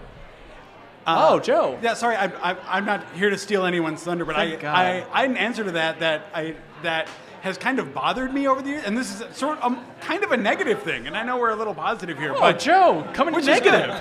Sorry, but like, I find that after spending so much time like reviewing games, that pretty much any piece of media that I am consuming, whether it's a book or a movie or whatever, like Suriel mentioned, the notes in the back of your head, I don't turn that off. Like, I can't turn that off. So I essentially I have to make a conscious effort to not be weighing, assessing, and reviewing things. You really have to try to just consume something for pure entertainment after you've been reviewing games for a long time. Yep. Yeah. So that's my 2 cents. And in terms of interacting with developers, it better informs the idea that it's so easy to crap on games. You've been on the internet, right? Yeah. It's very easy to crap on games. But literally, I think every game is interesting. Even what some might argue is the lamest cover stories we've done. Going on the cover story trips, you were just completely enthralled with tell me more about the writing process behind Army of Two, Devil's Cartel. And it is actually interesting because there's smart people working on these games. Just sometimes they release a game called Army of Two, Devil's Cartel. You know what I mean? And even sometimes, even with games that are bad, I never think about oh, they obviously didn't think of this. I feel like there's always something. There was an argument. There was some sort of logic that went into why this part of the game is the way it is, and that's not always good. But you understand that they thought about this stuff a lot before they released this game, obviously. Right. No one's thought about it more. Yeah, for sure. But yeah, good question, man. Thanks. I'm trying to figure out the semblance of the line here, but yeah, is there any... Maybe raise your hand if you're in the line to ask a question. That's a great point, Brian Vore. All right, we got a couple more. That sounds there great. Go. No, whatever, man. Jump on the mic. There's no rules here. Hi. I guess I wanted to know if there is a game cover that you went into, and then the game changed so much after it released that you guys kind of felt lied to during the cover story. Ooh, that's a great one. Man, lied to. I don't know about lied to, but I know a pretty good example. The game still ended up super great, and sorry this is another 2K example, but my first cover story I ever did was way back in the day for Borderlands 1. Wow. And that was, if you recall, a very realistic graphics type of game, and then later on it kind of changed to kind of a cartoony style. But I feel like the bones were there of what the game that they wanted to make was, and all the randomized weapons and all the crazy stuff they were doing. But it ended up looking like completely different by the time it came out. Yeah. Well, I guess Dragon Ball Fighters, or Yeah. hour on that one. Really, They that said was they'd have a good reason why Android 21 exists, and I played through that entire GD story mode, and there's no good reason why that character exists. they have a reason. It's not a good, like, they just kind of mention it offhand, but it's like, I mean, otherwise, I think that game turned out to be sort of what they pitched beyond, it's awesome. beyond the sort of the story stuff, but that's the only one I've been on, so I can't necessarily speak to. Yeah, this the is other less ones. malicious and more one that I just enjoy, and Brian Vorrier on this one. We went to England for Arkham Knight, for that Oh, cover yeah. story trip. And we did an interview. You can watch it. It was Sefton Hill, the creative director. And in the interview, I asked him, is the Joker going to be in this game? Is he dead? And with a completely straight face, this MFer just goes, the Joker is dead, dead, dead, dead. And like repeated it so many times, like, well, there can't be a follow-up question to that. Technically, he was right, but lying through his teeth at the same time. It's such a diabolical move. Because he's super dead, not to spoil Arkham Knight, he's just in Batman's head the entire game then. It's such a crazy way to answer that question. Though, on the other hand, I would say I was glad that he convinced us otherwise. Yeah. Because if he was like, well, I don't know, then That I'd be would've like, sucked. the whole time I played the game, I'd be like, well, of course, this is the way it is. I still like can't- to still be surprised by games and just media in general, too. You know? Yeah. And I feel like that Joker surprise from Arkham Knight was one of the last big surprises I can see where I was just completely amazed, like, how did this not leak? Mark Hamill, how the hell did this not get out there? But the entire internet at the same time was like, wait a minute, holy cow. Because you reviewed it, right? Or you played it early. No, You- I played it early, but I didn't review it, no. And I remember we went to E3, and you knew that the Joker was in the game, like, trying to keep it under wraps. Yeah, Being a I was cool just like, guy. okay, all right. But yeah, it was cool to see how they pulled that off, and they seem to have a pretty tight ship over there as far as leaks and story type stuff. Like it was like they're like have a compound lockdown. No one even, I mean, I don't know what you guys are up to now, but Nothing. No one knows what the hell those guys are up to. I have no idea, yeah. And it's probably one of the most anticipated like new announcements that I can think of. I don't know. Although I remember there were some social media leaks from other press Oh, outlets yeah. that were there at the time, if you recall. It was very stressful. Yeah, that I'm was gonna not see us. Arkham Knight. Yeah. It is. Other questions? If I may be so bold to ask a second one. Okay. What is the game you guys have the most playtime on? Wolfenstein: The New Order. 26 times. You mean that game that's like 26 all the 11 way hours through? long? It doesn't even make it in your top 10 anymore. Well, that's because of the new Colossus. Yeah. It's better. Oh my God, that's insane. Brian, what do you think? I want to say either Chrono Trigger or Mass Effect 1. 'Cause there One? were Really? Multiple playthroughs, all different difficulties, like evil and good. All that So business. are you in the camp of Mass Effect 1 is the best one? Come on, Brian. It's got the most fond memories, but I would say 2 is probably better. All right. The correct answer. Though I didn't play it as much, but okay. But I had the most fun going back through over and Yeah. over again Mass Effect 1. Serial, your Killer 7? Dota 2, 3,200 hours. Man, it's such a tough question. It's like, I was thinking Final Fantasy 7, maybe Age of Mythology, maybe. I don't know. Yeah, some one of those two. Hey, John Carson, question. Hey, big fan. Friend of the show, get on that mic there, hey, John. Congrats on 300 issues, guys. Oh, thank you. Hey, I don't know if this has been asked yet, but what is a memorable time that a cover story fell through? Oh, sure. Oh. And what do you do when that kind of thing happens? I wish Andy was on for this. I wish Kato was on. It's just a lot of, I don't know if we can talk about this. No, but, no, like, they've talked about it before, but they're making a EA. That's fine. That's fine. But EA was making a Lord of the Rings game. Help me out. That was like an open world RPG. White Council was the name of it. You And sure we don't want to get Kato would like have a good story? I don't know how much detail you guys want to go on this. I think it's fine. We've told the story before, but yeah, and so we wrote the whole cover story, and then it dropped out, and they canceled the game, and it's like, well, what do we do with this cover story? I think we actually put it online, didn't we, Joe? Recently? Yeah, we definitely have Like a way write-up later. talking about like our time seeing that game that was canceled. But it's a real nightmare. You never know. But I remember that was like the first time that was like when I was just going onto the print side of the magazine, and like we're wrapping up the holiday issue. Time to go home and take a break. And then it was like Kato got this phone call. He's like, "Yes, okay, all right. Okay, I get it." Hangs up the phone. He's like, "That game is canceled." How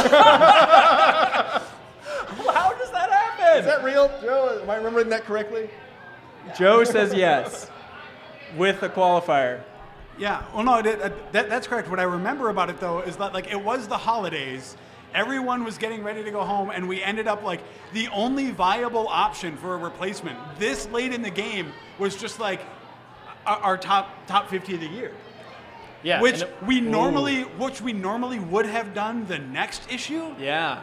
But this year was such that we were, like, confident that the things that were coming out for the rest of December, like, we'd gotten our hands on them, and, like, right. We felt like we could do the top 50. So that weekend, it was basically not only just like hang up the phone, that game's canceled, but also so are your plans for this weekend, because we need to do 25 new pages of the book to do top 50. Ugh, that's so rough. The worst part, I think, was that Kato had completely finished the entire cover story. Can you imagine? And had gone through like layout and proofing and everything. Oh.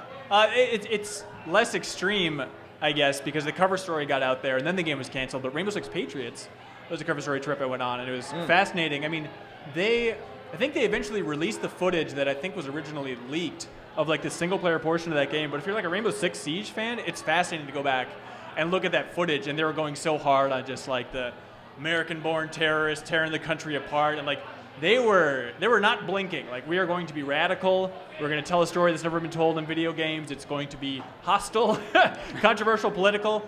Never mind. Let's just make Rainbow Six Siege, which is a great game. But it's fun, like, especially thinking back on when they were talking about the multiplayer section of Patriots, because it was much more tactical, even than Rainbow Six Siege, where, like, originally the maps would start out where you're in a literal war room, and they'd have, like, a table with, like, holograms, and you, like, move around placements of different items, and, like, the commander would move around the different players that are going to play, and then it'd be like, all right, and now break. So it's crazy learning all those details, and then just, never mind, Patriots seems scary.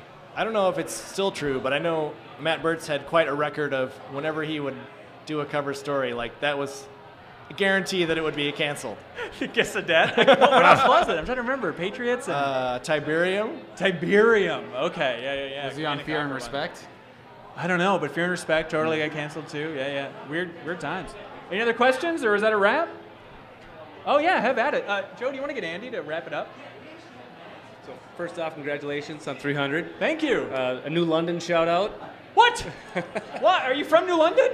My wife is from Spicer, New London. Hell yeah, that's my hometown. Sorry, hey, thanks. Oh yeah? Joe's a Wilmer lad over here. All right. So it's cool watching all the covers, and I recognize a lot of them. But when did they convert from being like that to being art? Like, when did that decision happen? Oh God. Do you want to hang tight until Andy gets here, and he probably could answer that so much better than we could? It seemed like, Laura, you were there for the time. Epic Mickey was like the big relaunch of the design with just much less text. And I wasn't at the office at that time, but I just remember that Epic Mickey cover came out, and whatever you think about the game, like that cover is effing awesome. Yeah, I mean, not to speak for people who still work there, but you know, the back of a magazine is probably the prime ad space. So the fact that they were willing to like sacrifice that back page for a full wraparound cover, that is humongous. It's huge, yeah. And I mean, obviously it looks great. Like every issue, you want to like open it up backwards and like see the whole thing, and it's a huge like, and people seem to be able to like make really gorgeous art from it, right? Yeah, and it's just crazy to think of. I hope Andy comes in here, but it's just crazy to think about that idea of like Andy just saying, I don't know, I like art. Art looks good. Let's make cool looking covers. There he is. Oh, hey, Andy. When there's a numerical value of like, here's how much money you're losing by defending art. The question, Andy, jump on mic over here. Yeah.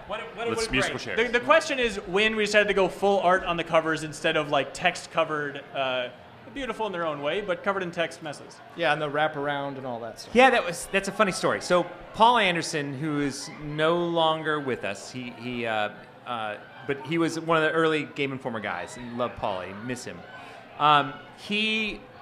He and I, we were working on stuff, and we always liked to write, and Andy Reiner too. We always liked the art. We wanted the art to like sing, and we wanted the covers to look better.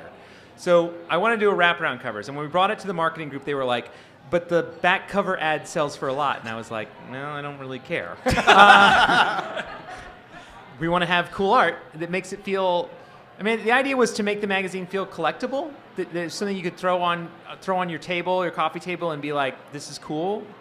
I mean, this is a weird Andy thing, But way back in the day, I did this weird math in my head, and it might be Walmart inspired, and I'll get to that point to some degree. But like, I wanted it to be a good deal, right? We were $15, and so it was like I'm gonna send you a magazine every month, and some of them you're not gonna like, but I need to convince you over like 12 issues that we're all right, like we're not the worst people in the world. And so making it collectible, make it feel special was important, and I think the wraparound covers did that. And so we were always kind of like, if you paid $1.25 for every issue, would you pay in $1.25 for this?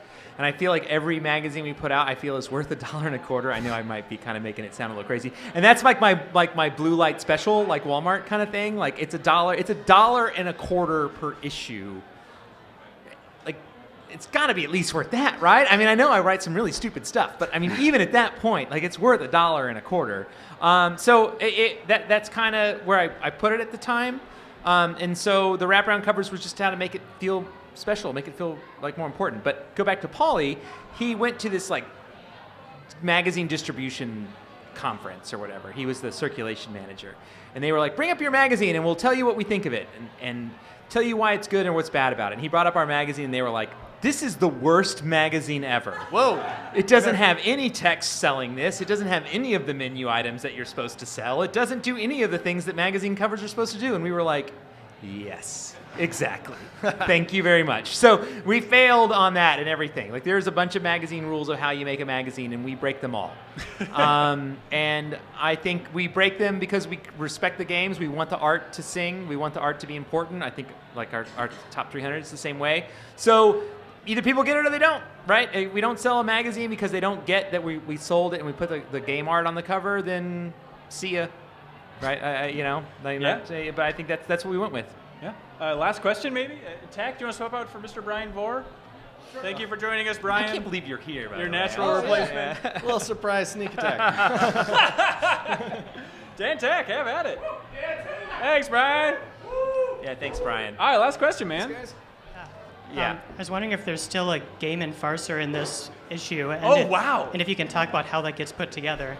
Hell yeah. Joe Juba, are you back here over here? Have at it, Joe. The easy answer is it's in the next issue. Because, Andy, I believe you know this issue is overflowing. Yes. It's not missing from this issue, but let's just say it's truncated. And the full version? The full version will be in May. That was one of those things that we were kind of upset about. Joe leads our game and farcer every year, though it makes me angry. Because he doesn't like any of my jokes, by the way. I'll tell you what. They never make it in. Never make it in. Every year, it's reliable that whenever we're having the Game and Farcer meeting, Andy will just pop his head in and just be like, you're not funny. But yes, so we push it off. It's going to be in the May issue. We think we hope. I mean, and by the way, it's an ode. I'd like to point out it's an ode to GamePro. I think GamePro's who we stole it from. I like to point that out. Like they started it. So Lame Pro was their thing. We thought it was cool, so we do it too. And I just like to make sure I give a little props to those guys because I think they did it and they did it well. Oh yeah. And that's why we started Game and Farcer, though it's been 12 years. Oh, way more. Is it way more than that? I mean, because like I've been doing it since I've been here, and it was going on since before I was here. I've been with the magazine for like 14 years now. So yeah, I mean, so we do it. It's fun. I think it's a good thing. Every year it's amazing because someone believes something that we write, and we wait around giddy, like waiting to hear what someone's gonna believe. We really do. We get super excited. No, it's actually kind of disappointing because I feel like as Twitter and just social media gets more prominent and online and all that like people are just getting more savvy about the pranks. Damn it! That we get fewer and fewer people every year. There's always someone. There's always someone. But it's a diminishing pool of people who write in angry about a fake thing that we wrote, and that's just always been my favorite part of it. Yeah. So it's coming, but it's coming a little late. Yeah, but it'll be real good. I would like to point out, I think this is an interesting, I think Joe has a story on Game Informer Online that's worth seeing, which is that, and by the way, ultimately we really have no idea what we're doing at all. But Game and Farcer has predicted so many crazy things in the game industry. It is insane. Man. Was it the Wii DS? What was it? So it has a weird track record specifically with Nintendo stuff. Like cardboard. Like one year button. we did a weird thing about like Nintendo going to the dogs and doing a weird dog. Miyamoto dressed up in a dog suit, and like a couple years later, Nintendogs was announced. The Wii DS was a joke that we had about it. It's like a Wii, but with a DS plopped into it. And then like the Wii U was announced shortly thereafter. And the weirdest one for me was the Wii Nap, which was just like, hey, it's just like a little sensor that you plug your Wii remote into, and it can tell you, like, it makes a game out of sleeping or relaxing somehow. And then they announced that vitality sensor thing. And it's just like, yeah, so I'm sure that there are more examples than that. But yeah, there's a story online that every time we notice, for me, the absolute craziest one, though, is one of our Game & Farcer covers was like, hey, let's make a big joke out of Team Ninja tackling the Metroid franchise. And they do like beach volleyball or something. Wouldn't that be so stupid? So it's like Samus in a bikini, like Metroid's playing volleyball, also in bikinis somehow It in made the no background. sense. It was And- yeah. and offensive in every level. Yes. Yeah. Oh yeah. It was awful. But the illustration, by the way, was great. Xander's here. Xander, Yeah, the he's here artist somewhere. behind The all these. artist for Game & Farcer's here. I saw him earlier. Anyway, yeah, Xander Cannon, who also writes Kaiju Max. He wrote Heck. He's been doing our covers for, over a decade now. But, we had this. I don't even remember why we thought this was a good joke or a good idea back in the day. But, again, years later, they announced Metroid Other M, a collaboration in which Team Ninja is doing Metroid, which just seemed bonkers at the time. So stop doing Game & Farcer is what we're saying. Yeah, we're because ruining the world with we Game & make Farcer. bad things happen. Yeah, it's going to be bad. I heard them laughing the other day in the conference room just this week. So it's coming, and it'll be bad, I'm sure. It's in the works. It's in the works indeed. We want to point out, even if you didn't get your question asked here, we'll be around for the entire day. So definitely ask us questions in person. Yeah, don't be shy. Come up and say hi, ask questions, whatever. Yeah. Yeah, just let Joe have it in every possible way. Andy, how rare is it in the world to have the last 27 years of your life represented on a month-to-month visual basis? It's so insane. Congratulations, man. Andy McNamara. Thank you.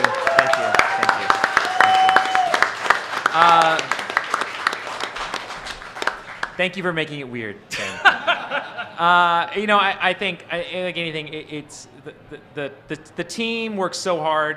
Everyone's really passionate about Game Informer, and that's what makes Game Informer happen. I think really every month, if it wasn't for Dan, Joe, the rest of you, I'm not going to go through everyone's name because I don't want to bore everyone. But the team works very, very hard, and I think that's what shows through. They believe in what the Game Informer vision is, and they believe in the Game Informer passion, and they put their heart and mind into it. And so we don't get to 27 years, we don't get to 28 years, we don't get to 29 years, we don't get to 300, we don't get to 350 without them. And then at the same time, too, we don't get there without you.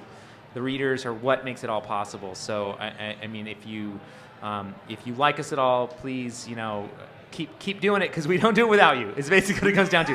When you don't like us anymore, it's over, right? So please, I don't know what I would do if I had to get a real job. So we love you very much. I love the team. You guys do great work. So thank you so much. Appreciate you guys all coming down. Let's have a beer. Thanks, everybody. Bye, Twitch. Bye. Bye.